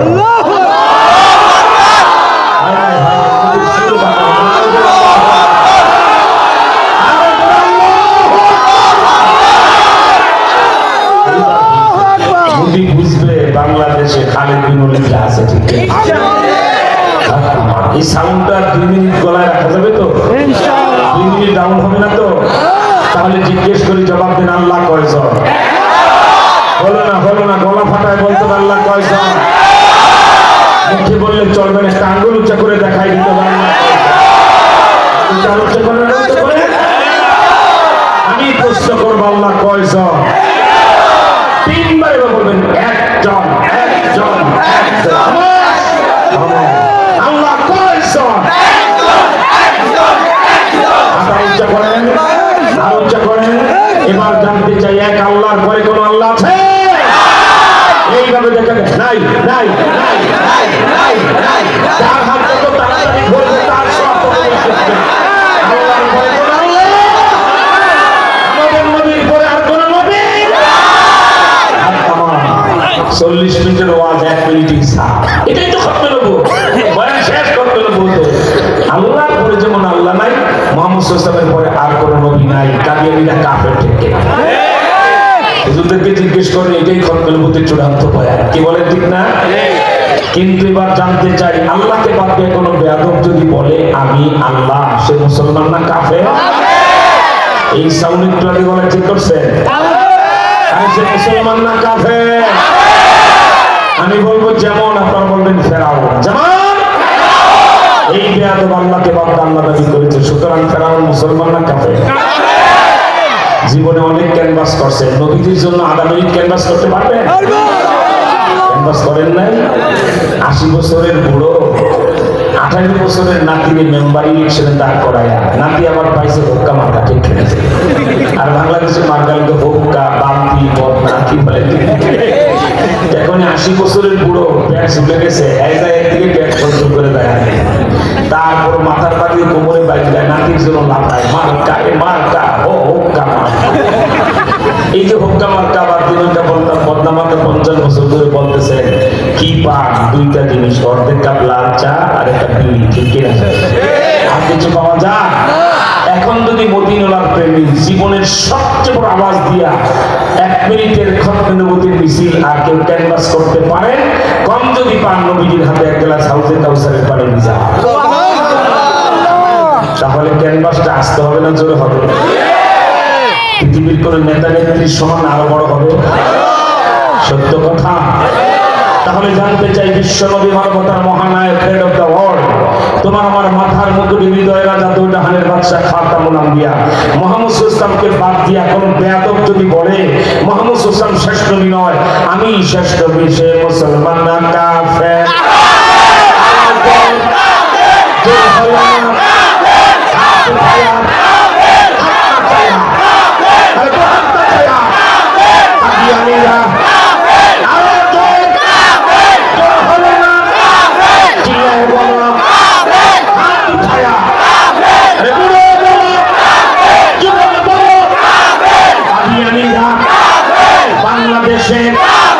সংসদে বিল পাস হবেই হবে, কাদিয়ানীরা কাফের। 1 সেকেন্ডে হাত নামিয়ে আপনারা পাস করেছেন, আলহামদুলিল্লাহ। মদিনাওয়ালার রওজা আনন্দে ভাসিত হয়ে যাচ্ছে, আমার উম্মত আমার পক্ষে মিছিল করেছে, আমার উম্মত আমার ক্যানভাস করছে, ঠিক কিনা জোরে বলে? আমরা ফেব্রুয়ারি, কি বলা হয়, নভেম্বর মাসের 15 তারিখ 20 লক্ষ লোক ঢাকায় গিয়েছিলাম সরার উদ্যানে, মনে আছে? ইনুশা মধুপুরের কৃষ্ণামধুরের পাও ধরে হুজুর আমারে বাঁচা, যদি কাদিয়ানীদের বুদ্ধি আগুন লাগা যায় তো আমার নির্বাচন করা লাগবে না, কাপড় ধুয়েই বাড়িতে হবে। হুজুর নির্বাচিত সরকার এলে দাবি আদায় করেন, আমার একটু নির্বাচন করে যেতে দেয়। আমরাও দেখলাম বাংলাদেশে একটা সম্ভাবনা দেখা গেছে, ইসলামী দলগুলি রাষ্ট্র ক্ষমতায় আসবে, তো তার আন্দোলন লাগে না, তার উদ্দিমানি দায়িত্ব হবে সংসদে বিল পাস করে নবীজির মর্যাদায় খতমে নবুয়তের বিল পাস করা, ঠিক কিনা? আরেকটা ভাবলাম যে উৎসবের ব্যাপারে তো লড়াইতে তেমন হবে না, নির্বাচিত কোন সরকার, ভারতের দুঃখ হওয়া কোনো দল যদি ক্ষমতায় আসে তাহলে তো রক্ত লাগবে, লাশ লাগবে, ঠিক কিনা বলেন? ঠিক আগামী বছর 15 নভেম্বরে আল্লাহ বাঁচা রাখলে আবার 1 কোটি যুবকের হাতে বাঁশের লাঠি সহ রাখায়, যদি নবীজির মর্যাদা আইন পাস না হয় সেদিন রক্ত লাশ ঝরবে আর পড়বে, কিন্তু নবীজির আইন পাস হওয়ার আগে ঘরে ফেলবো না, ঠিক? রক্ত লাশ এবারই তো আমরা 1,15,00,000 টাকার মতো খরচ করে সম্মেলন করলাম, উম্মতেরাই দিয়ে দিচ্ছে আলহামদুলিল্লাহ। অল্প কয়েক লাখ টাকা শর্ট আছে, এটাও থাকবে না, দিয়ে দিবে উম্মত আলহামদুলিল্লাহ। তাই বলি জীবনে একটা বড় নিয়ত করে রাখেন, দেশের বাড়িতে একটা গাছ, একটা গরু বা ছাগল নিয়ত করে লালন পালন করতে থাকেন। আগামী বছর যদি রক্ত দিয়েই নবীজির এই বিল পাস করাইতে হয়, এই গরুটা ছাগলটা বিক্রি করে, গাছটা বিক্রি করে খতমের মধ্যে ভাঙিয়ে দেবো, ঠিক কিনা? জানেন খতমের উপর কাকে বলে? আমি রাজ সাক্ষী, এই জমিনে আমি খতমের উপর লড়াই করি, তাই আমার নামের পরে আমি খতমের উপর আন্দোলন বাংলাদেশ লেখে। মির্জাপুরের এক আল্লাহর বান্দি 20,000 লোক মাহফিলে গলার সোনার চেন ছিঁড়ে খতমের উপর দিয়েছে। যেদিন তার গলার সোনার চেন ছিঁড়ে পাঠায় দিলেন, হুজুর আমি নবীর খতমের উপর দান করলাম। 7 দিন পরে স্বপ্নে দেখে নবী কন্যা হযরত ফাতেমা তার গলায় বেহেশতের সোনার চেন পরে। পল্টনে যাও, পল্টনে যাও, ওই বাইতুল মুকাররমে পল্টনে যাও, আল-রাজি বিল্ডিং এর 11 তলায় যে তার অফিস দেখো, ট্রেড ইন্টারন্যাশনালের মালিক সৈয়দ এনায়েত করিম। লিভার পচে গেছে, সিঙ্গাপুরের ডাক্তাররা রোগ ধরতে পারে না, 30 লাখ টাকা ব্যয় করেছে। জালকুলি মাদ্রাসার মাহফিলে আমি বললাম 30 সালে কামিনাস্তানা ঘেরাও করে সে 2.5 লাখ টাকা ঋণ, আবার নদ্দাপাড়া কামিনাস্তানা এয়ারপোর্টে ঘেরাও দেবো, টাকা লাগবে না? এটা ঋণ পরিশোধ করো, উম্মতের দায়িত্ব, নবীর ফান্ডিং হলে এটা আদায় করা, ঠিক কিনা? উনি পিছন থেকে হুজুর এই 2.5 লাখ টাকা নিয়ে একাই। আমি আশ্চর্য হইলাম, এটা কোন ধরনের কিছু বুঝলো না। আমি মোনাজাত দিয়ে চলে যাই, হুজুর আমার লিভারটা নষ্ট, 30 লাখ টাকা ব্যয় করছি, সিঙ্গাপুর মাউন্ট এলিজাবেথ ডাক্তার রোগী ধরতে পারে।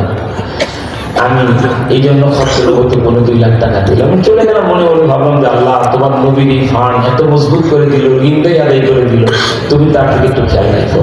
সিঙ্গাপুর গেছে, সৈয়দ এনায়েত করিম ঢুকছে, ডাক্তার চেক আপ শুরু করছে, মেশিন অন করে 1 মিনিটের ভিতরে মেশিন অন করে দিচ্ছে মাউন্ট এলিজাবেথ হাসপাতালে। সৈয়দ এনায়েত করিম বলছে, ডাক্তার সাহেব আমার চেক আপ হবে না, মেশিন যোগ করে ফেললেন। হাসতে হাসতে বলছে, এনায়েত তোমার জীবনে আর চেক আপ লাগবে না। কেন? তোমার ওই রোগটা তোমার লিভারে আর নাই। সিঙ্গাপুর থেকে কাঁদতে শুরু করছে, এই এয়ারপোর্টে প্লেনে নেমে আমার ফোন দিছে, আমি দেখতেছি বিমানের সিঁড়ি থেকে লোকটা মোবাইলে কান্দে, আমি বুঝতেছি। হুজুর আপনি কোথায়? চট্টগ্রাম বিডিআর মাঠে আমার তফসির মাহফিল। আমি বললাম কয়দিন পরে আসবেন? আরো 4 দিন পরে ঢাকায় আসবো। বলে হুজুর খতমের উপর একদিন কেন্দ্রীয় কোন আলেম ওলামা পাঠান, আমি নবীর খতমের উপর 2.5 লাখ না দিয়ে বাড়িতে যাবো। আমি একজন মুফতি সাহেবকে পাঠাইলাম, আমাদের কেন্দ্রীয় কমিটি ব্যাংকে যায় টাকা উঠায় হাতে দিয়ে, এরপরে কাঁদতে কাঁদতে বাড়িতে গেছে। আল্লাহ রাস্তা আপনাদের কি বলবো, নবীদের পক্ষে একটা কঠিন ফাইট আমরা দেখো, ঠিক কিনা? 50 বছরে যতবার গালি দিয়েছে, কাদিয়ানির অস্বীকার করেছে, সব একসাথে মাসুল আদায় করে দেবো, ঠিক কিনা? 15ই ফেব্রুয়ারি আগামী বছর যদি ঢাকায় 1 কোটি যুবক বাসের লাঠি সনদেরকে আনতেই হয়, কাদিয়ানিদের একটা আস্তানার একটা ইটও রাখা হবে না, সব পরিবহন পাবে পাবে পাবে। আন্দোলনের মতো গলা কাটাতে হবে না, মিলবে কারা পারবে হাত দেখাও, ফাঁসি কাজকে ঝুলতে হবে কারা পারবে হাত দেখাও।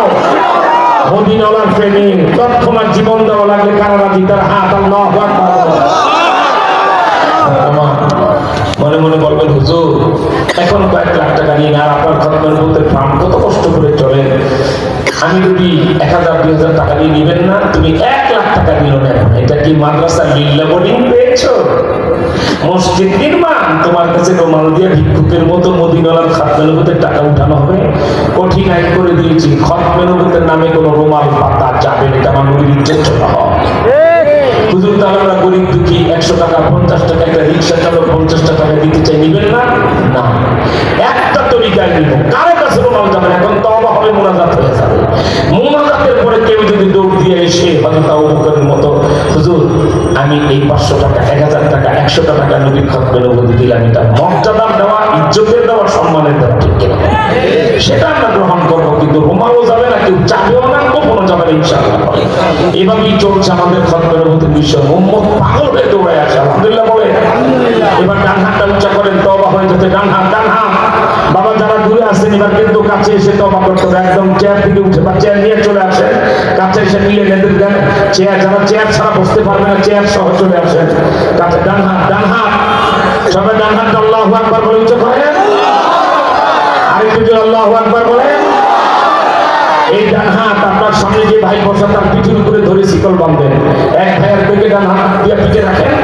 শিকল বাঁধেন, একটা রুমাল বা পানি দেন, একটা রুমাল বা পানি জলদি দেন। হ্যাঁ, এক ভাই আরেক ভাইকে ডান হাত দিয়ে আমরা ধর্ম হাত লাগাতে পারবো না, এটা নেন, এটা নিয়ে নেন। আলহামদুলিল্লাহ, ডান হাত। বাবা যারা দাঁড়িয়ে আছো তারা বসো, ওই অবস্থায় বসে যাও, ওই অবস্থায় বসে ডান হাত দিয়ে এক ভাই আরেকবার গায়ে গায়ে জলদি জলদি বসো। এই বাবা তোমার কথা বুঝো না, যারা ডান হাত দিয়ে ধর্মের পাহাড় নয়, কি হবে জানেন? নানুপুরের বিশ্ববিদ্যালয় তওবা করায় দিয়ে গেছেন হাঁটাতে, হুজুর ফজিলতটা বলেন, আমি ফজিলতটা শুনে দিই। ওনার আমার দেওবন্দি আলেমদের সবার মাথার মুকুট রশিদ আহমদ গঙ্গুহি। হযরত গঙ্গুহি বলেন, কোন মাহফিলে মুসলমান যদি এইভাবে এক ভাই আরেকবার গায়ে গায়ে হাত দিয়ে শিকল বেঁধে তওবা করে, এতগুলি মানুষের মধ্যে একটা লোকের তওবা যদি কবুল হয়, গুনাহ মাফ হয়, ওই লোকটার উসিলায় সবার গুনাহ মাফ হয়ে যাবে, সবার তওবা কবুল হবে। সুবহানাল্লাহ। তাহলে শিকল বন্ধার ফজিলত নাই? এরপর আমার ভাইদেরকে বলবো, তিনটা বিষয় আমি শপথ নিই জ্ঞান থেকে বের হওয়ার পরে। এক, আল্লাহর এই জমিনে কোন নেতা নেত্রীর শাসন আর প্রতিষ্ঠা হতে দেব না, আল্লাহর জমিনে আল্লাহর আইন প্রতিষ্ঠা করতে হবে। কারণ আল্লাহর হুকুম নবীর তরিকায় চলবে দেশ, এই প্রতিজ্ঞা শপথ নিতে হবে। পারবে? এটা ঠোঁটের কথা না দিলের কথা?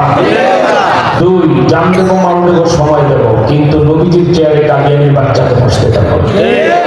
তিন, এই যে সালাউদ্দিন শাহ হুজুর আপনাদেরকে তওবা করায় দিয়ে গেলেন, আমি বলবো বাবা, কওমি মাদ্রাসা, দাওয়াতুত তাবলীগ, চরমনাই, উলজানি, হেফাজত ইসলাম, হাক্কানি উলামায়ে কেরাম, দেওবন্দের সন্তান যারা আমরা সব, এত বড় বড় হুজুর যদি তুমি মনে করো আহমদ শফি, জুনায়েদ বাবনগরী আলেমদের কাতারে তাদের সাথে হাসরের ময়দানে উঠতে চাই, তাহলে চিশতিয়া সাবলিয়াত তরিকার আমলে নিয়ে করে ফেলাইব, ঠিক কিনা? চিশতিয়া সাবলিয়াত তরিকার মধ্যে তো সহজ আমল আর কোনো তরিকায় নাই। কি?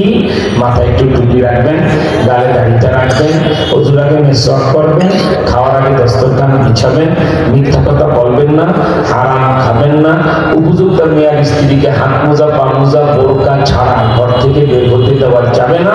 আর ছোট্ট একটু আমল বা ফজর বা মাগরিব, সুবহানাল্লাহ 100 বার, আলহামদুলিল্লাহ 100 বার, আল্লাহু আকবার 100 বার, লা ইলাহা ইল্লাল্লাহ 200 বার। ফজরের পরে আর মাগরিবের পরে পারবেন না বাবা?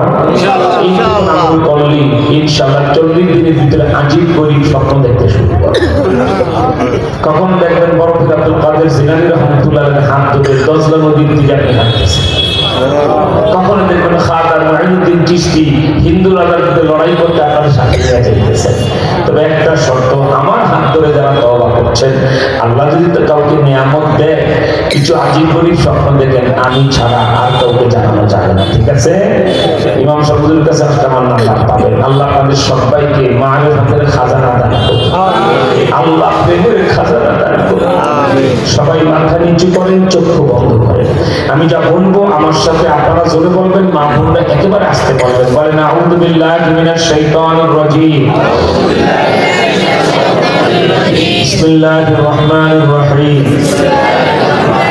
আস্তাগফিরুল্লাহ রাব্বি মিন কুল্লি যামবিন, আরেকটু জোরে বলবেন, যামবিন ওয়া আতুবু ইলাইহি, লা হাওলা ওয়ালা কুওয়াতা ইল্লা বিল্লাহি আলিয়্যিল আযীম।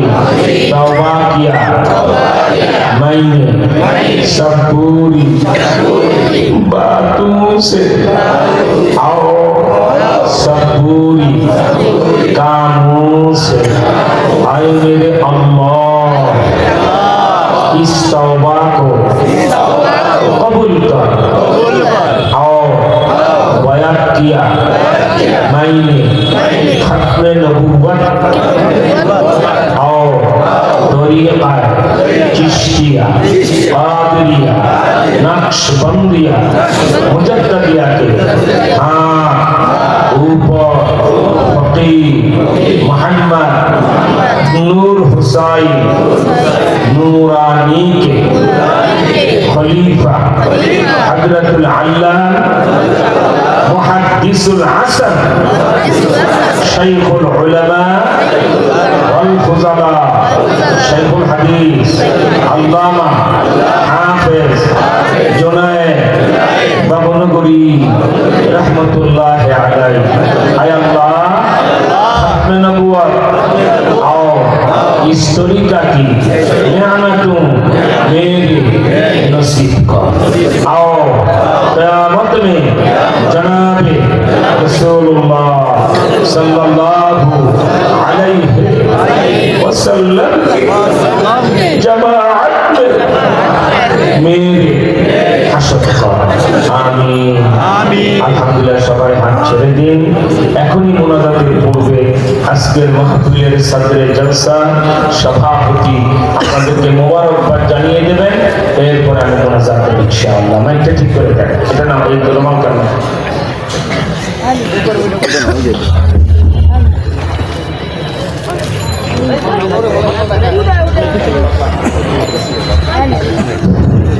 বিসমিল্লাহির রহমানির রহিম। উপস্থিত আজকে দুই দিন কুড়িল কাজীবাড়ি জামে মসজিদ এবং আজমতুল্লাহ মাদ্রাসার উদ্যোগে যে মাহফিল হয়ে গেল, এটায় উপস্থিত অতিথিবৃন্দ এবং যারা ওয়াজ করছেন তাদেরকে কাজীবাড়ি মসজিদ এবং মাদ্রাসার পক্ষ থেকে ধন্যবাদ দিচ্ছি, এবং যারা এই ওয়াজকে সার্থক করার জন্য সহযোগিতা করেছেন তাদেরকেও আমি ধন্যবাদ দিচ্ছি। কেননা আপনারা সবাই যদি সহযোগিতা না করতেন তাহলে এত বড় মাহফিল করা সম্ভব হতো না। আপনারা সবাই সহযোগিতা করছেন, আগামী বছরও করবেন, যেন আরো বড় ধরনের মাহফিল আমরা করতে পারি, আরো বেশি লোক জমায়েত করতে পারি। তাহলে এই মাহফিলের সার্থকতা পাওয়া যাবে। হুজুররা যে বলছে বয়ান করছে, এই বয়ান মতো আমরা যদি আল্লাহ রসুলের নিয়ম মানে আমরা কাজ করতে পারি, নামাজ রোজা হজ যাকাত সেসব পালন করতে পারি, তাহলেই বলে আমরা এই সার্থকতা পাবো। আর এই যে ছোট ছোট বাচ্চারা এই যে মাদ্রাসায় পড়ে, প্রত্যেকে এই ছোট ছোট বাচ্চারা কোরআনকে কি করে মানে তার মধ্যে রাখে। আমরা একটা সূরা মুখস্থ করতে গেলে পারি না, পারতে হলে কয়েকদিন চেষ্টা করে আমরা একটা সূরা মুখস্থ করি, আর তারা পুরো কোরআন শরীফের মুখস্থ করে। এই যে আজকে যেসব বাচ্চারা আজকে পাঠি করছে তাদেরকে দেখছেন তো ছোট ছোট, এরকম আমি আরো অনেক মসজিদে মাদ্রাসায় দেখছি ছোট ছোট বাচ্চারা কোরআন খতম দেয়। এটা সবার বাচ্চার জন্যই ফরজ আমি মনে করি, সবাইকে কোরআনটা মুখস্থ করার দরকার। আমরা আগে লেখাপড়া করি নেই, কোরআন শরীফও করি নেই, নামাজও করি নেই পাঁচ ওয়াক্ত। আস্তে আস্তে এখন অনেক মাদ্রাস হয়ে গেছে, মসজিদ হয়ে গেছে, আমরা অনেকের ছেলে মেয়ে পাঁচ ওয়াক্ত নামাজ পড়ে, মুরব্বীরা পাঁচ ওয়াক্ত নামাজ পড়ে। আরেকটা কথা আমি বলবো, হুজুর একটা কথা বলছে, প্রত্যেক মসজিদের যে কমিটি থাকে তারা খারাপ না, এবং সভাপতি সেক্রেটারি তারাও 10 টাকা অনেকে খায় না, 10 টাকা আবার অনেকে করে। যাও সবাইকে আমরা মনে করি না বলে, অনেকে মনে করি বলে এটা সবাইকে হুজুর মসজিদ হয়েছে, সবাই না, আছে কিছু লোক খারাপ না থাকলে তার বলে না। তো সেটা মনে করে আপনারা মসজিদ মাদ্রাসাকে চালাবেন, তাহলেই আপনারা সার্থকতা পাবেন। আর যদি আজকে গিয়া বলে হুজুর তো বলে দিছে সব খারাপ, তখন মসজিদের হুজুর ইমাম সামনে চালাক কালকাতে ইমাম সামনে মারা অনেক, আমি বলবো অনেক ভালো আছে, অনেক খারাপ আছে। খারাপটা যেন না থাকে, ভালোটা থাকে।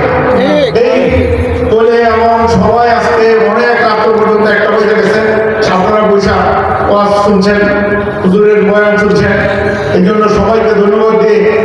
এবং সবাই হুজুর দোয়া করবে, সবাই যেন আমরা ভালো থাকি, জান্নাতবাসী হতে পারি, তাহলে সার্থকতা পাওয়া যাবে। সবাইকে ধন্যবাদ এবং অতিথিবৃন্দকে ধন্যবাদ দিয়ে বক্তব্য শেষ হচ্ছে। আল্লাহ হাফেজ। আলহামদুলিল্লাহ, সবাই আমরা দুরূদ শরীফ পড়ি। আল্লাহুম্মা সাল্লি আলা মুহাম্মাদ ওয়া আলা আলি মুহাম্মাদ কামা সাল্লাইতা আলা ইব্রাহিম ওয়া আলা আলি ইব্রাহিম ইন্নাকা হামিদুম مجيد اللهم بارك على محمد وعلى آل محمد كما باركت على إبراهيم وعلى آل إبراهيم إنك حميد مجيد الحمد لله والصلاة والسلام على خاتم الأنبياء والمرسلين ربنا ظلمنا أنفسنا وإن لم تغفر لنا وترحمنا لنكونن من الخاسرين আল্লাহ তাকায় দেখেন রাত একটা পার হয়ে গেছে মধ্যরাত আপনার দরবারে আমরা হাত তুলেছি আল্লাহ যে সময় মুনাজাতে হাত তুলেছি এত গভীর রাত্রে আমার বাংলাদেশে কোনো ভিক্ষুক কারো বাড়িতে হাত পাতে না আল্লাহ কোন ভিক্ষুক যদি কারো বাড়িতে হাত পাতে বাড়িওয়ালা যদি ফিরায় দেয় ভিক্ষুক তারে তো বাড়ির দরজায় চলে যা আপনি যদি ফিরাইয়া দেন আমাদের আর কোন দুয়ার না ফিরাইয়া দিও না তাড়াইয়া দিও না আল্লাহ হাজার হাজার নারী পুরুষ আজকের মাহফিলে আমরা মোনাজাতে হাত তুলেছি আমাদের কাউকে যদি তোমার পছন্দ না হয় মদিনার দিকে তাকায় দেখো বুঝের নিচে কে ঘুমায় আল্লাহ তোমার সে প্রিয় হাবিবের এতিম উম্মত আমরা আমাদের নবীজির চেহারা মুবারকের বরকতে আমাদের মোনাজাত কবুল করে নাও ইয়া আল্লাহ আমার সাথে মোনাজাতে যারা হাত তুলেছে কারো মা নাই কারো বাবা নাই কারো মা বাবা দুইজনের একজনও নাই আল্লাহ কবর থেকে সন্তান এখানে মোনাজাতে হাত তুলেছে মা বাবার আত্মার চিৎকার করতেছে কবর থেকে বাবা তুমি মাহফিলের মোনাজাতে হাত তুলেছো আমি তোমার মা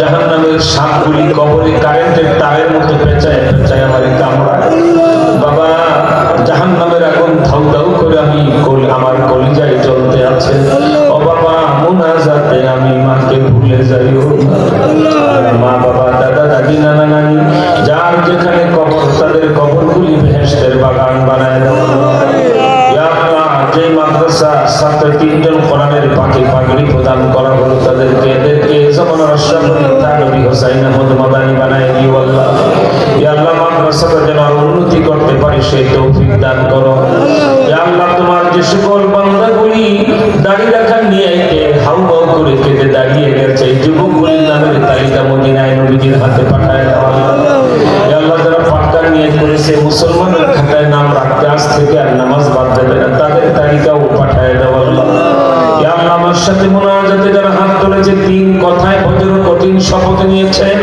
জান লাগলে জান দেব মাল লাগলে মাল দেব টাকা লাগলে টাকা দেব সময় লাগলে সময় দেব কিন্তু আমার নবীর চেয়ারে কাদিয়ানির বাচ্চাকে বসতে দেব না আল্লাহ এমন নবী প্রেমী বাংলার জমিনে লেগেছে আমি আল্লাহ বাংলাদেশের মফস্বলে 64 জেলার কোনো কোনা বাকি নাই যেখানে আমি যাই না আল্লাহ মুনাজাতের পরে দেখি একদল নবী পাগল দৌড়ায় স্টেজের সামনে এসে আমার হাত ধরে হাউমাউ করে কাঁদে হুজুর আপনি খতমে নবুয়ত আন্দোলন বাংলাদেশের আমি তৌফিক থাকলে আমি লক্ষ লক্ষ টাকা নবীর এই খতমে নবুয়তে দান করতাম হুজুর এই 1000 টাকা 2000 টাকা 500 টাকা 100 টাকা 50 টাকা আমি দিলাম মাহবুব এই মানুষগুলির চেহারা তো আমি মনে রাখতে পারি না আল্লাহ যারা যারা নবীজির খতমে নবুয়তে দান করে তাদের নাম ঠিকানা তৎক্ষণাৎ মদিনায় পাঠায় দিও নবীজির হাতে আয় আল্লাহ আগামী বছর যদি আমাদের রক্তের বিনিময়ে নবীজির মর্যাদা রক্ষায় লড়তে হয়